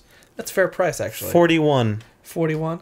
42. We're not having an auction right now. 39. This is quickly I'm becoming going a to keep 38. it because people I'm GameStop. I'll give you $15. people jailbroke the original NES Mini in like 2 weeks, and they could upload their fucking entire libraries, Yeah. worth of games onto it. So that's exactly what I'm going to do. As soon as this is jailbroken, boom, I'm going to just load up everything I have. Totes. And then You're just some. gonna go to town on it. Yeah, Just gonna go fucking nuts on go it. to fucking Just All right, this is rail on getting it all dirty night. and uncomfortable. All right, Just make it. we just have make some it your news to bitch. cover. We have some news to cover. I don't know if Carl's supposed to be back in here or if you want to talk about Red Dead, Chris Davis, but I'll talk about Red Dead. there is a. Yeah, just mention the other. You made an overlay for it. Did I? Yeah, you made an overlay for it. I just want to mention for which one? The thing that you showed me before the show? Just let him say the words. Blue Reflection. Yeah. Sorry. I'm not prepared to talk about it just yet, but it is. you're gonna try. I felt obligated to play a JRPG this year. And you So I'm went playing with a Blue JRPG. Reflection? So you went with that? A very, very heavy JRPG. I don't even know what that is. It's a Persona-like game. I'm not prepared to talk about it just yet. Let me put another 5 to 10 hours under my belt, and then let me come back next All right. week. He and let wants me to be know at what you think. least 0.5% of the way through the game. All right. We'll hear yeah, from so. Chris Davis on Blue Reflection in the coming weeks. Yeah. News. Only 2 big news topics I want to cover on this episode. First one being last Thursday, Rockstar released a trailer, a new trailer for Red Dead Redemption 2, So which fucking is good. I think I'm gonna go on record here saying this might be my most anticipated game ever. Shut up. Oh, come on. Shut up, Nick. Come on.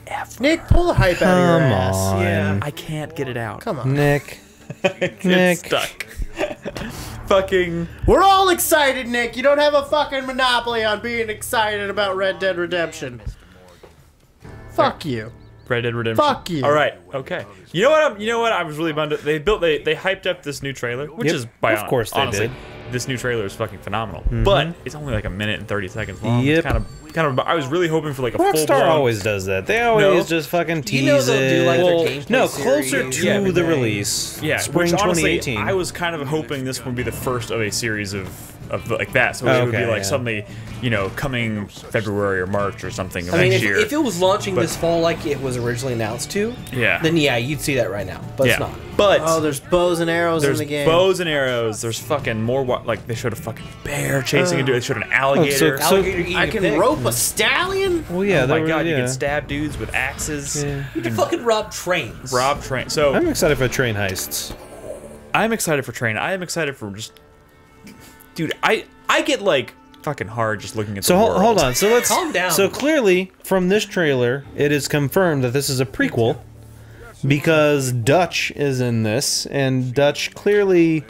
This has to be a prequel. It has to Can be. we spoil a Well, 5-year-old game, 4-year-old game? Hang on. Before you do that, 10 years I'm old. going to tell you why Red Dead this 2 has to came be a out 10 prequel. years ago. One, because they said it was a prequel. No, shut up. I'm going to tell you why this Fuck has to be a you. prequel. Oh my 7 God. years ago. 7 years ago. fucking doing Because it that came now. out at the same time as Alan Wake. Okay. That's what It killed came out in Alan Wake. 2010, guys. Yeah. I like it so much. Okay. What's up, Crispy? The reason why this has to be a prequel is because the last game took place in 1911. Okay. There is no more Wild West after 1911. That's it. That's it. That was the last. 3 year years of the Wild later was West. World War One. That's true. That is a Okay, fact. it's done. So this is before that. Okay. Go on. Also, You don't have to Rockstar. spoil anything. We know Also, it's Rockstar a said prequel. it was a prequel. When? Yes. From When they announced it. like when they announced I it. don't remember Yeah. that. Yeah. Well, anyway, they show Dutch in this, and Dutch dies at the end of the first game. He does. So Spoiler. clearly a prequel. But yeah, and so honestly, that's one of the things I'm most excited about. So the whole first game revolves around John Marston, who recently left Dutch's gang after a debacled heist. Which I'm guessing, like, I don't think it was Debacled? recent. I think it was like years later that this picks up. would I say mean, that's fairly botch. recent. but Because I mean, they implied what's her name? His wife.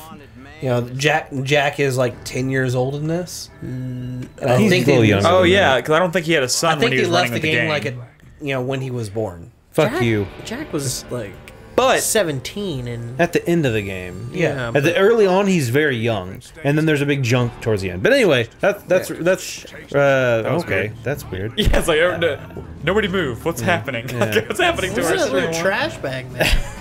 What was that? I don't know. I haven't seen that before. We should probably disable But- that. Anyway, so John Marston left Dutch's game after a heist gone bad. You know they're gonna fucking like either do a A ride. they're gonna Awry. they're gonna find some way to show Also, that another member of that game. Gang. Gang. said gang. Bill Williamson. Bill Williamson. Bill Williamson, who's in this trailer. You Bill can see him. He's Williamson. got the fucking hat and his beard and shit. Yep. Who's also in Red Dead Redemption. So clearly, Arthur Morgan, the main character, Yeah. is a member of Dutch's gang. I think So he's probably we can one of the leaders. assume John Marston will show up at some point. I feel like John's gonna be in it, but he's gonna be like a flunky. Really? Like he's gonna I be feel- like in there for like cameo moments. Maybe. Honestly, I feel like they could do some kind of like subtle I hope they resist. subtle cameo. Like it's like, was that John? That you don't really know if it was John. That kind of You're thing. gonna know it's John. You know what? Marston. I don't even care about any of that stuff. I'm But- just so excited to go back to this I'm world. excited that they're going similar to a GTA. I want to say GTA 5. I mean, every GTA game, you're a bad guy. But it's kind of what we were talking about. I think during the break, or I don't remember whenever. That in the first game, John Marston wasn't a bad guy. He was a pretty Yeah. good guy. I mean, he used to the be a thing is, bad guy. And here's he's the trying to go thing. straight. Here's what I'm a little confused about, and maybe we'll obviously get our answer at some point. But like, Red Dead Redemption was very much called Red Dead Redemption because it was a story of John Marston trying to find redemption. Correct. This is a game Whoa, where you I see. never put that together But before. Thank but you for this- laying that out. Fucking hate you. This game is seemingly about a fucking hardened criminal, Yeah. straight up. So I'm wondering where the redemption. I wonder if this is kind of one of those things where I was kind of like, they could have called it Red Dead something else, but Sure, like they could've. they went with Yeah. redemption because it's a sequel, or you know. I but- don't think that was an artistic choice. I think that was a marketing. Yeah, no, Yeah, I that was agree, and definitely I a agree, and marketing that's choice. I think that's the disappointing thing because I'm wondering if like by the time the credits roll in this game, if I'm going to be like, that was great, but like, why is it called Red Dead Redemption? You know? Maybe John gets redemption on Arthur for something Arthur does. What? I don't think It's that's how. redemption on him? I don't think. I don't think Reaching that's how. out there and- I don't think that's how redemption works. But okay. Yeah. Can someone grab a dictionary? And then bash Krispy in the face with it. Oh my goodness. You know, the point is, this fucking trailer got me super So excited. hard. Yeah, I didn't know what I was trying I mean, to. so the thing is, I'm sure everything that we loved from Redemption's gonna be back. Yeah. You know, fucking picking flowers in the field. I love doing that. Dude, I wanna- Killing them and skinning them. I- I can't the wait strangers. to see. Yeah, I can't wait to see what kind of weird shit's in the game. Yeah. You know, because Rockstar always sneaks in the weird shit. Like like in the first Red Dead, there was Sasquatch. Also, Nick knows all about that because he fucking murdered him. I fucking murdered. Chupacabra. unicorn. There were the aliens and UFOs Well, the in fucking GTA 5. Wasn't the unicorn part of Undead Nightmare? Yeah. Yeah, I want to see them do more Dude, crazy maybe shit they'll like be Undead like a Nightmare. fucking The unnamed stranger.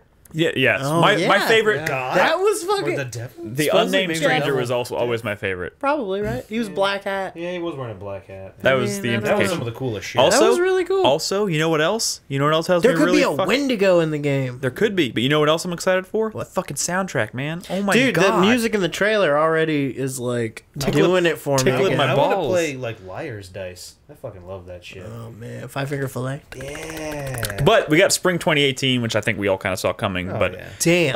at least it don't didn't think- say let's fall.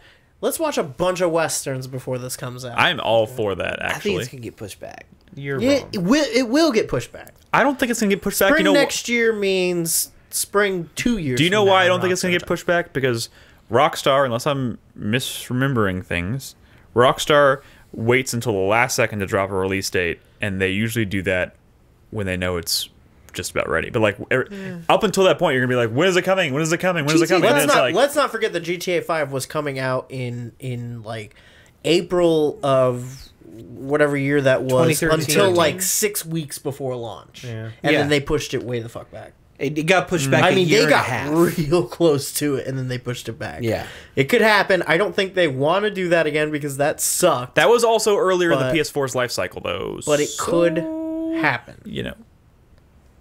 Yeah, Just but saying. didn't they? Well, that's fine. Wait, I know that was a cross-gen game, but didn't the earlier gens come out? No, first it Wait, originally came out. Oh my god, well I before forgot. current GTA gen. 5 was a PS3 game. That was a PS3 game. yeah. That was a late gen PS3. I played game, that dude. the shit ton on the PS3, and then it came out on and PS4. then it, yeah. Man, because I owned it on PS4 and I completely forgot that even Yeah. existed on PS3. Holy shit. Like there were big bundles for that system Yeah. with the game. You're right. You're right.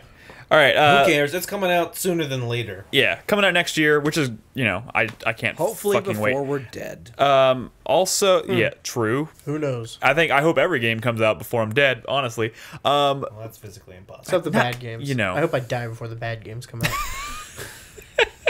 So, today- Our next, the other news story I wanted to bring up is actually related to Sony.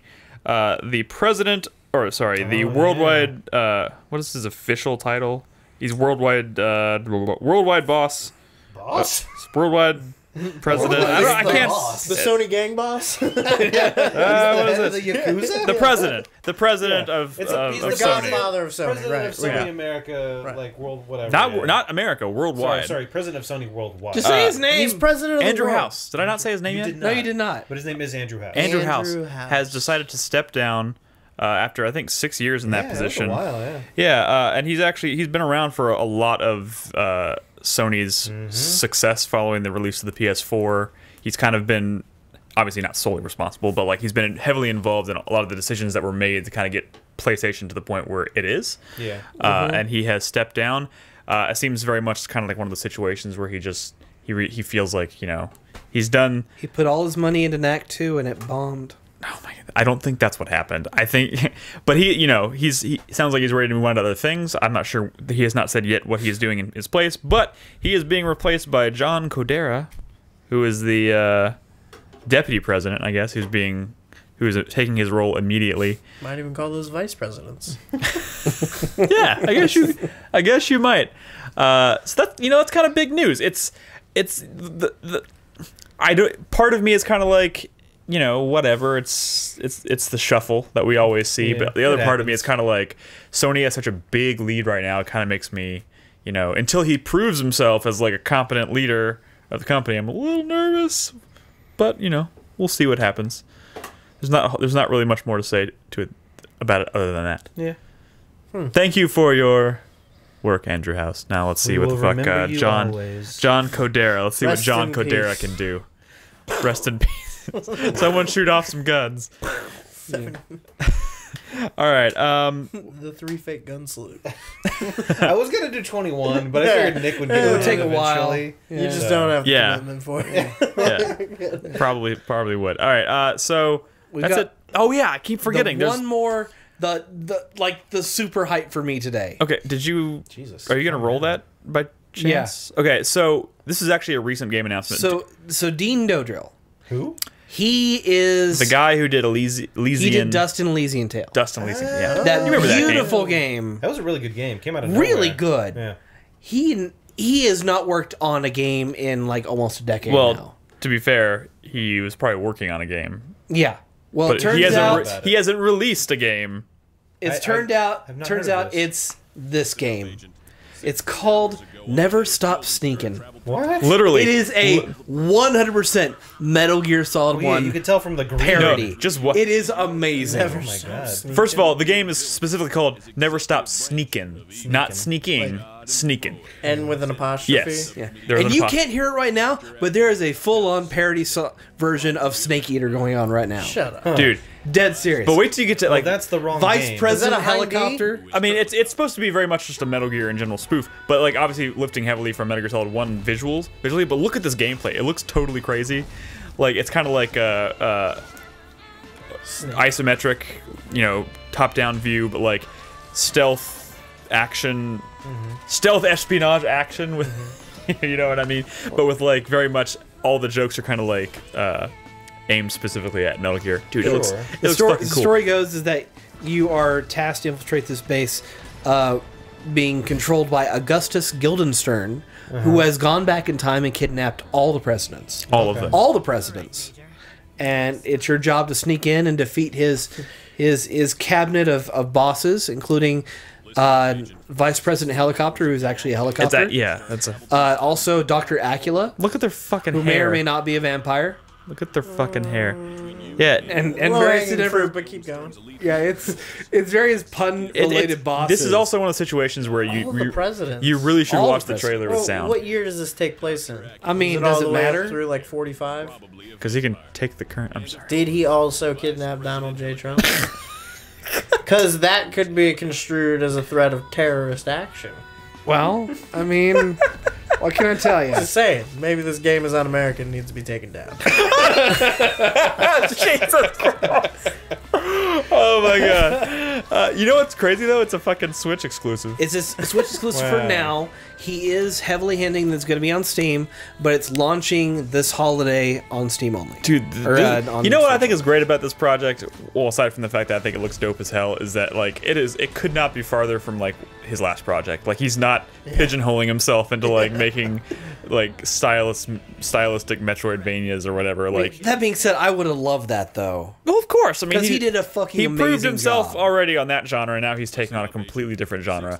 I think it looks cool as hell, and it's coming for the Switch. So, I would say if you're listening to this, go watch the trailer for Never Stop Sneakin' with an apostrophe. It looks so It good. looks so creepy. The characters. I mean, it's meant to look like Metal Gear Solid But the 1. funny thing Yeah. is, it also looks mildly nostalgic because of Metal Gear Solid 1. It really captures like the green glow of Metal Gear Solid. Yeah. 1. So you said every president. Every. He says all the presidents. Even Garfield. So William Henry Harrison? I He think you're. died in 30 days. Because you have to go very specifically back to a time to capture him when he's president. Because he was only in office for 31 days.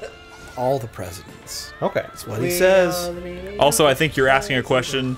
I think you're asking a question that the developer themselves probably didn't even care. Well, the about. question is, so if he kidnapped that president, he only has him for 31 days. Because then he dies from pneumonia. But like he still has all the other ones, so why does it matter? Temporally displaced, so I mean. That doesn't change the fact that he has a sickness that's Yeah. going to kill him. Yeah, but he wasn't sick all 31 days. I was thought he got that during like campaigning or something. Did he? I thought so. All right, it's You're getting. thinking way It's too starting hard. to That's feel. The worst presidency ever. Well, I mean, Yeah. one of the worst presidencies ever. Oh my goodness, we need to move on. Yeah, What's up, I'm Nick? sorry. I don't know. I totally blanked. We need to move on. We have questions from our supporters on Patreon. Reminder, Dude. as I Wait, I'm sorry. No, stop. What if that's like part of the speed run mechanic? What if like the only way to really get 100% on the game is to speed run the game so that you get everybody, including Harrison? That's good. Yeah. That's a good point. But like You- he's the first one to die. Yeah. So most people save like 44 presidents, and then like Harrison. Sorry. also to Pokop in chat, who wants clarification on who's making this. This is what's his name? Dean Dodrill. Dean Dodrill. Say that Yeah. again? Isn't that a Pokemon? Dodrill is his Dean Dodrill, who's the guy who behind Beedrill? Dust and Elysian Tale, which was a great game. Anyways, time for some questions from our supporters on Patreon. Reminder, you can find us on Patreon at patreon.com/4player. If you're a supporter in the $15 tier or higher, or if you have been in the past 6 months, we are getting ready to ship out our custom 4Player mugs. So if you also may want to check your email, because some people are missing their shipping information, and I emailed you this afternoon. Get back to me. Yeah. Sorry. All right, so time for the community. Yay, the community. No new patrons this week. No. Fuck! I'm sorry. I'm sorry. That Hopefully, came out. with the incentive We're die. of mugs coming soon, maybe we might get one.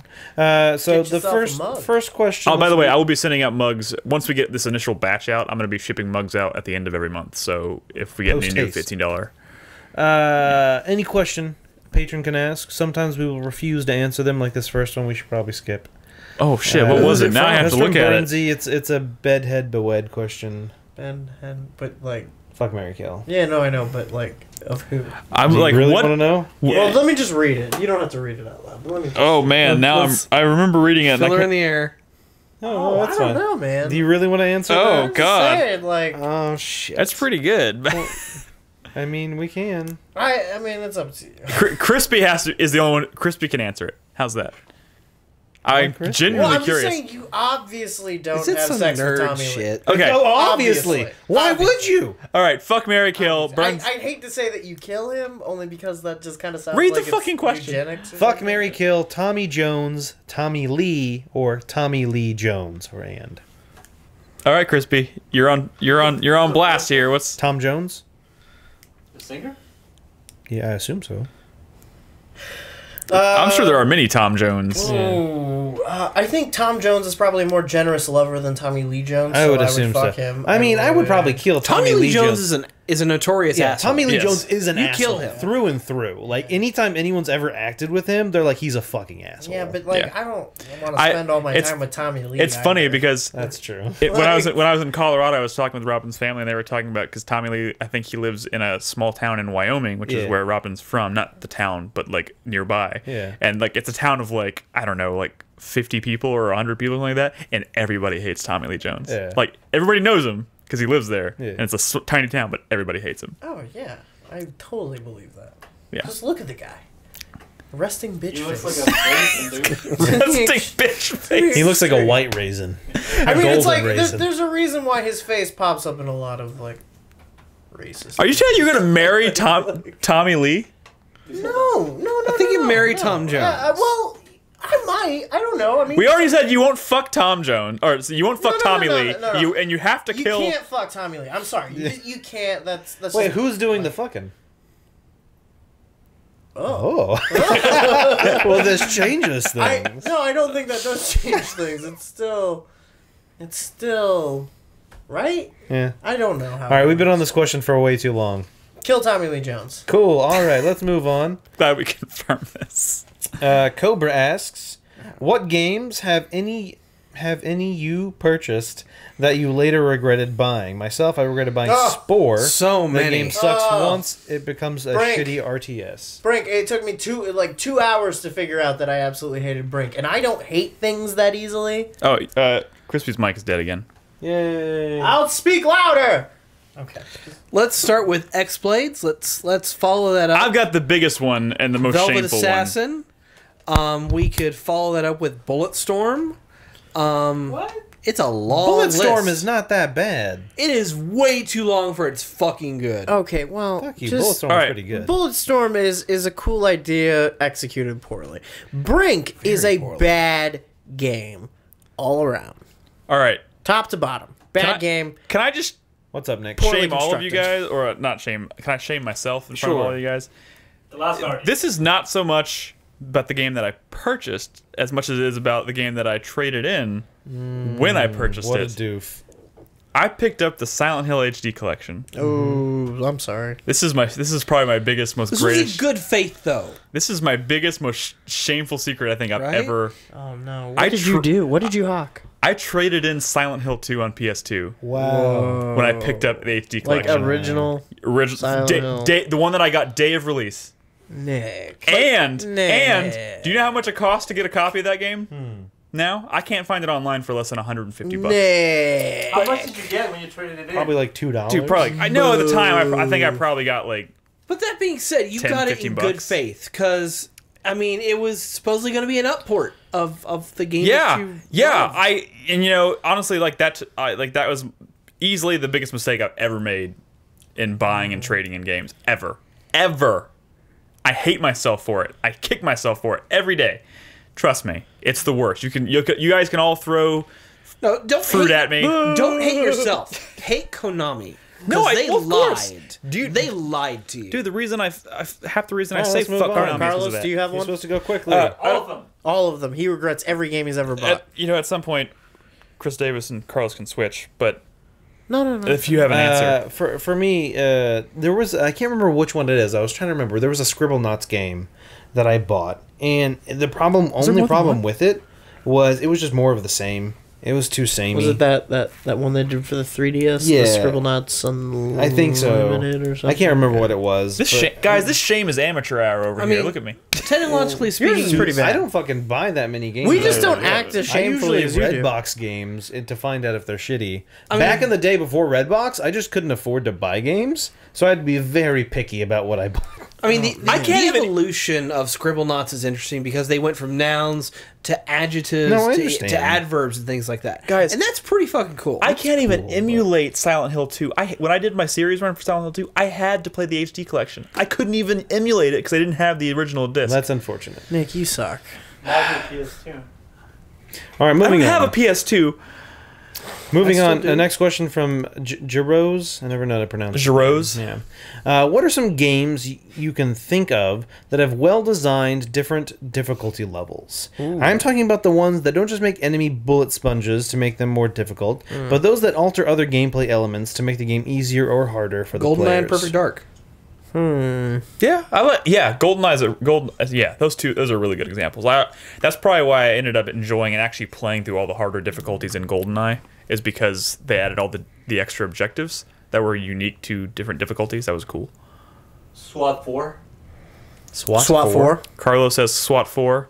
I only play like normal difficulty. What's the difference? You have more objective. Like, you know how you have to get. Hey it's just Carlos, more you want to come sit on the couch? He's still got to get his mouth right up on the mic. Just kind of aim your mouth hole. SWAT 4, you need to get a specific score to pass a mission. You lose points by like shooting at civilians or not picking up evidence. Higher difficulties just require you to have a higher score, so you just have to be more thorough. Sweet. People in chat are saying Devil May Cry, but that's just Yeah, I think. Well, isn't that? I mean, I pretty was gonna standard? say I like the way Platinum Games handles most of it, because I don't think they don't really adjust any one thing. It's more of a holistic mechanical change, and it also changes how grading works. So you're kind of getting a lot more. The other one I was gonna say is Dark Souls 2. Because it doesn't really have it's not like a traditional difficulty mode, but they do have a couple in-game mechanics to make the game more challenging, in that you can join the Covenant that just generally makes the game harder, or they have the I don't remember what item it was, but they had these items that you could burn in bonfires in different areas to move that specific area up to whatever the next new game plus level was. That. Yeah. Which is kind of cool. It was a good concept. Yeah. I also did like the aesthetic, the bonfire aesthetic. I also did like Silent Hill, the way they separate the difficulty out between combat and puzzle solving, so you can like crank up the difficulty on the puzzles, but make because the combat's never been like the highlight of Silent Hill, obviously. So like you can leave that on like the easiest difficulty or normal, and then crank up the difficulty of the puzzles, and those actually get more obscure as you make it harder, which is cool. One game I'll say is XCOM. Enemy Unknown or whatever, it's Iron Man mode and stuff like that. The fact that depending on what the difficulty you're on, the more even fewer countries dropping out, you could lose the game and stuff, and obviously permadeath and whatnot. That was good. I'm trouble thinking of ones. Well, if you think of anything else, I was thinking of The Last of Us. I did like that. It took away took away your HUD and stuff like that, so you had to count bullets if you really needed to know. More susceptible to death, which is I guess more realistic. Cool. All right, moving on. Next question from Mr. Green Toast. Do you recall any times where you took a simple task or puzzle in a game and made it way harder by overthinking it? Every fucking game I've ever played. That is the story of every game, every experience.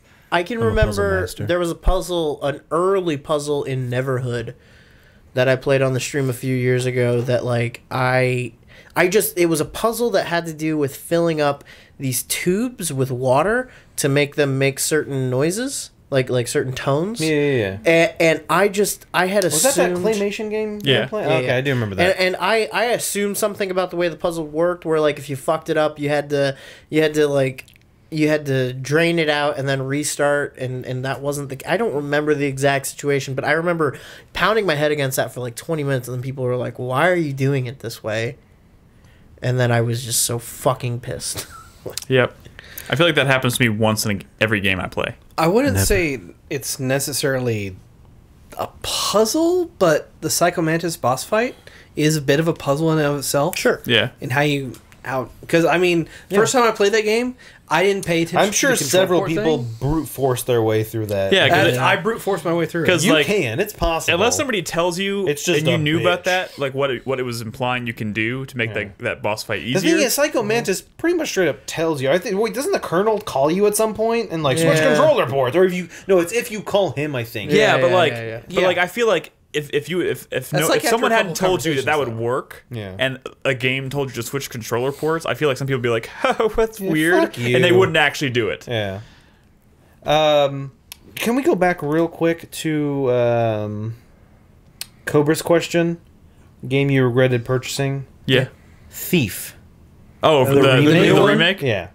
So I didn't purchase it. I red boxed It's it. a reboot. Sorry, reboot. Oh, well, I then- regretted every moment of that. Well, you didn't buy it though. I bought regretted it. the fucking I bought time it. I spent on it. I Well, bought there it. And you you go, know Nick. what? I answered that And you for know what? then. You know what? I don't regret playing it. I didn't regret playing it until I got to the boss in the second to last level. Mm-hmm. It was bullshit. The most bullshit boss I can in recent memory. I gave up on it, and at that point, because there was a lot of stuff about that game I actually kind of enjoyed, but like that boss just fucked up the whole experience. Okay, so final question this evening. Wait, I got an answer for that one about the Hurry up. puzzles. When I played, and this is related to you, when I played Silent Hill 4, when you get to the part in the apartment complex, you're reading all these descriptions of people and where they live and stuff. And I thought, oh, this is surely going to be related to a puzzle somehow, because I was coming off of like Silent Hill 2 and 3 and the way that riddles in those games work. So I got a piece of paper and I wrote down their names. I made a little layout of the rooms and stuff. And it was for nothing. There was no puzzle. All right, good to know. Thank you. But you know that apartment building really well now. Yeah. Next question. Final question from Timothy. What's the most fun you had playing a game the, quote, wrong way? Example, full assault, kill everything loudly runs of Dishonored. Man, I don't really do that. That's a good question. I don't think that's a wrong way to play Dishonored because of the powers they give you. I mean, I've been told I played Dishonored 2 wrong because I played it without powers. yeah. I think any game... I feel like you're missing out on a huge. So hold on. component So of what those makes the game games, great. while you can do it that way, they are kind of stealth games. Yeah. And so they give you so many powers that is stealthy. You're supposed to use that run and gun stuff. But you weren't when even get in using Blink. trouble. No? Yeah, and so I that can see that blows my answer. fucking mind that you would even voluntarily do that because. And yet the level architecture allows it. But here's the thing: Interesting. you're the kind of person who knows you're going to play that game more than once, right? I assume. I'm going to not only play it more than once, I'm going to play it pacifist run, I'm going to play kill runs. I don't play games. I don't play games more than I don't have once. time for that. Like unless it's years later. So I play it the way I think I'm going to enjoy it the most the first time I play it, just in case I don't get to play it again for years. So. I beat Splinter Cell Pandora tomorrow, not knowing you could knock out people from the front with a punch. Wow. Yeah, that was pretty risky, though. I had a lot of fun I playing. just didn't know you could do that. I had a lot of fun playing every Souls game, and apparently I play them wrong. So. Crispy, everybody plays those games so wrong. There's that. You don't roll, you don't use your invincibility. I wear phrase. armor. I level up. Doing it wrong. You're not using your fists? I can't think of one off the top of my head. Yeah, Playing a game I the tend- wrong I way. I put even one single point into dexterity. I put all my points into dexterity. Yeah, you're a scrub. You fool! Shit. I don't know. I like how everybody's head turns and we're looking We're at all looking Nolan's shelf. yeah. It used to be all of us looking around the the thing is, I Brad's don't room have at that the many posters. games, though.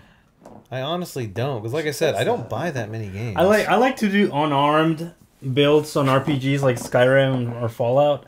I mean, And- for me, I'm sure one people call it playing the wrong way is I save scum a lot of games. Oh, me too. I Oh I my save God. scum a lot, especially on PC when load times are quick. I'm like, fuck it, reload. If the game lets you do it, yeah, fuck you. why not? Like, Yeah. All right, that's all I can think of, and that's all the questions we have this week from our patrons. Thanks to all the patrons Thank for you the questions. guys. Any patron on the at least $1 tier, Yep. which is the minimum. So pretty much if you're a patron, you can can ask us any questions. question they want. We post a thread every week, a couple days before the show. Looking forward And to questions next once week. again, I'll just kind of remind everybody that we're going to be we do bonus podcasts now, and if you're a supporter of us on Patreon, you can tune in and listen to us record those live in Discord in the patron room on Discord. And you can even ask us questions and kind of react like you do in chat, and we'll respond to them and whatnot. We're doing one on Sunday for Blade Runner 2049. Young Sheldon. A spoiler popcorn cast, per se, after we've seen that. So if you've seen the movie or if you don't care about spoilers, we'd invite you, and you're a supporter on Patreon, we invite you to join us for our next popcorn cast on Sunday, this coming Sunday. But yeah, time to wrap up the show. 4-player minute. You know how it works. Hype, sweat, thank you, fuck you. We're going to start with Krispy? Okay. Cool. My hype this week is for Divinity Original Sin 2. I finally got in some good playtime. I got past level 5. Got out of Fort Joy. Things are really opening up. I feel powerful. I feel like I can do things. I can meet threats head on in the world. And I'm having a hell of a lot of fun. My sweat for this week is for the Star Wars Battlefront 2 campaign. Don't know what's going to happen there.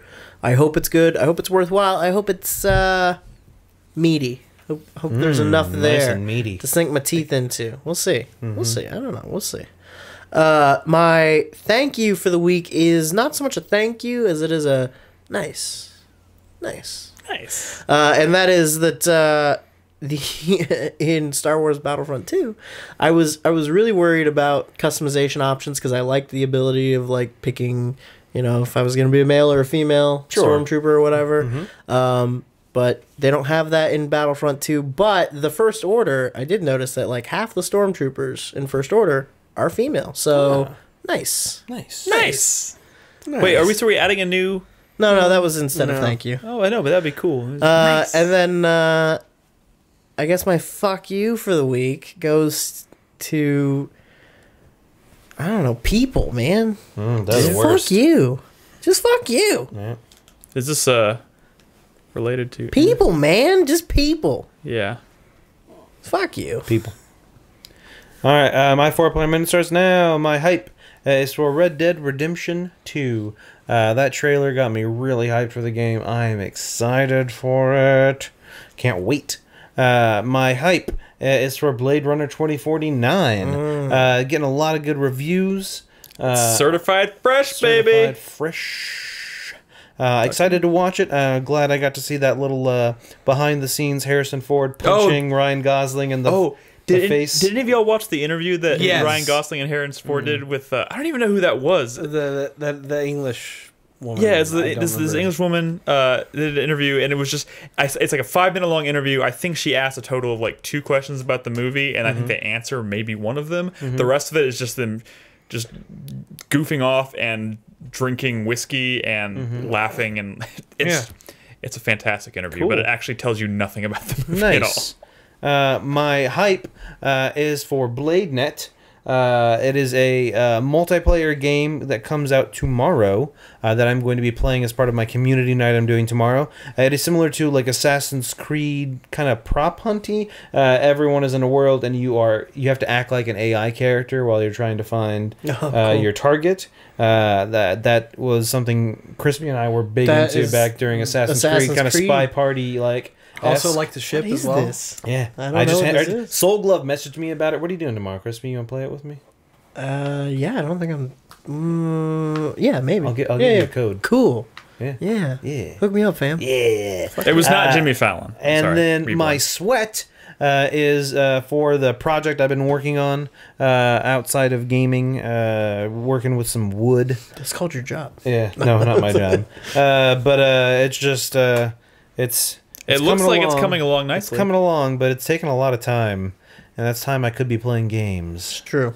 But yeah, Cool. But it looks nice. It's a nice table. thank you. Christopher Davis. My first hype this week is for A Hat in Time.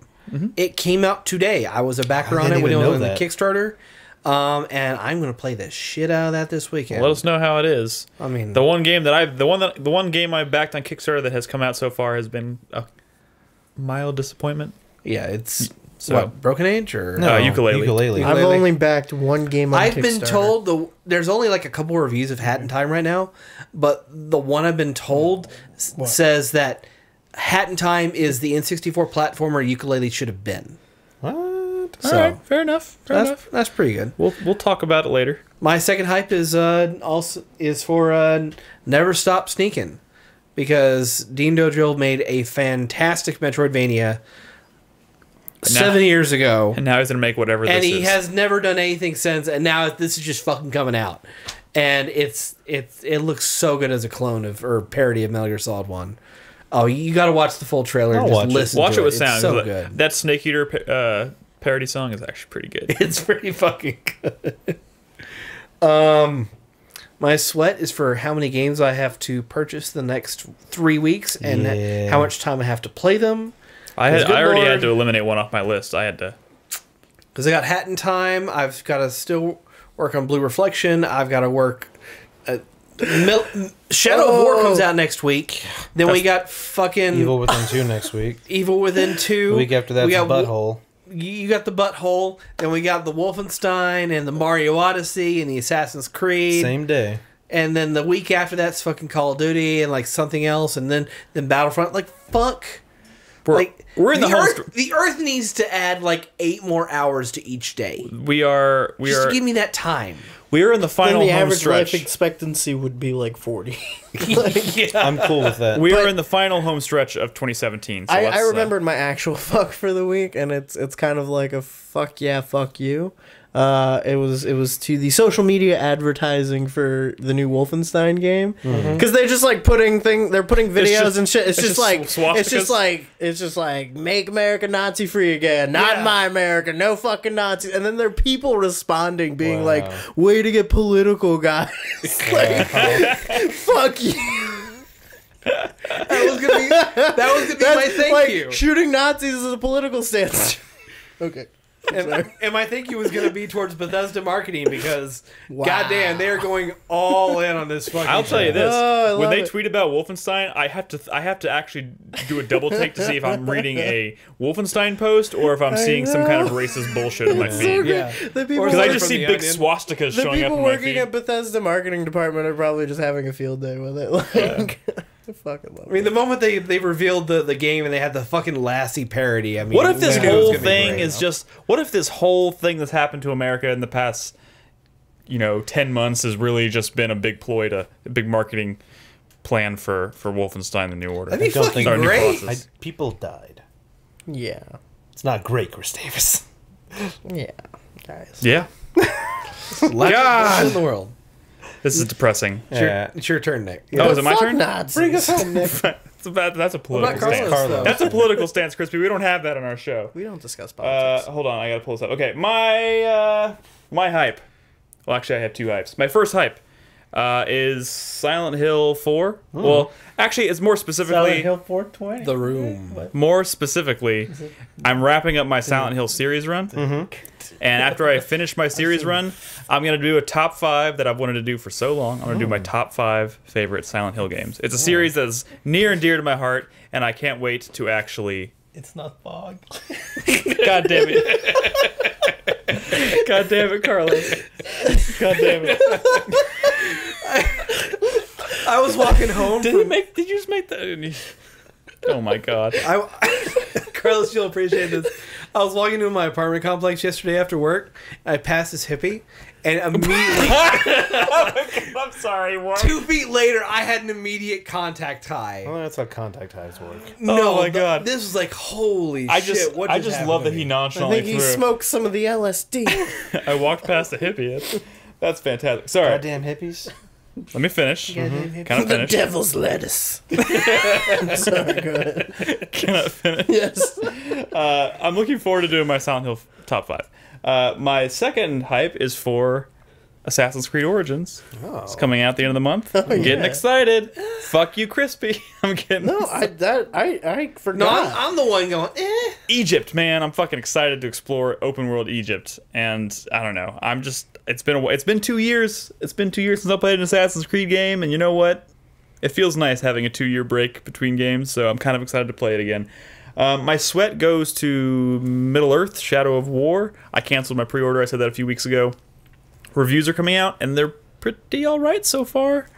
Although some of the stuff I've read seems to be kind of confirming the things that I was worried about being not improved are still not improved. So, you know, I don't know. I don't know if I'm going to play that this year. Probably not. I don't think I'm going to be able to find the time. Yeah. And my fuck you league goes to... God... What is happening right now? I can't tell. Guys, This is how the aneurysms happen. this is... Okay, Carlos and Krispy are trying to give themselves an aneurysm right next to... Guys, I'm trying to finish my... I'm sorry, we're being really disrespectful. Go ahead. This is an audio podcast. I hate you. My fuck you goes to Konami. Because... Just. It's just fucking Konami, and I can't believe it was a stark reminder today. When I was playing Silent Hill 3 yesterday, and I was like, man, this looks really good in my emulator. Maybe I should pop in Silent Hill 2, and I was like, wait, fuck, I forgot. That reminds me when I was for our anniversary when we went to Vegas. We would be like walking around the casino, and Bernard's like, "Oh, do you want to play this machine?" And I was like, "Fuck no, that's a Konami machine." Oh, they're everywhere. Mm. Oh my god, you probably played a Konami machine, didn't even know it. No, I looked for labels. You checked the labels on all of them. Yeah. All right, this one's safe. Yeah. All right. Evolution Soccer. Oh my Slot god. machine. Seriously, fuck you, Konami. Anyways, thank you guys for listening. Carlos, What you have a about 4-player minute? mine, Dick? Oh fuck, I you forgot. Oh my dickhole. god, Carlos is here. My fuck you is to Nick. I literally forgot. Piece of shit. I literally forgot Carlos hadn't gone yet. Come on. And I just have one shame. Oh god. I just have one shame. I was talking a lot of shit most of last year about Overwatch. Yes. Dude, I take it all back. I take it all back. It's good. I played one round during free weekend and it like clicked.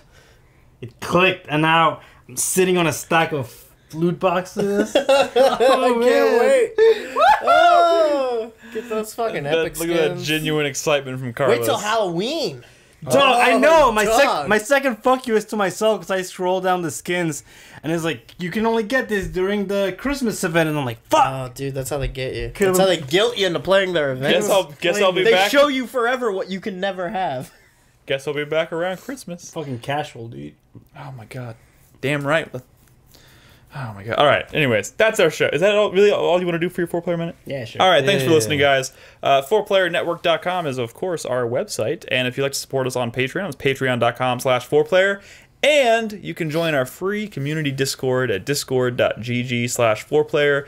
Don't forget to join us all next week, starting on Sunday night, for a week of survival horror on the feed. Lots of Evil Within, Dino Crisis, Silent Hill, other things. I'm sure will make White Day will make an appearance. Should be a good time. Yeah, that's all we got. We'll be back next Thursday night for some more wholesome video game discussion. Wholesome. Emphasis on wholesome. Hold some of this dick. Yeah. That's a good place to stop it right there. Bye.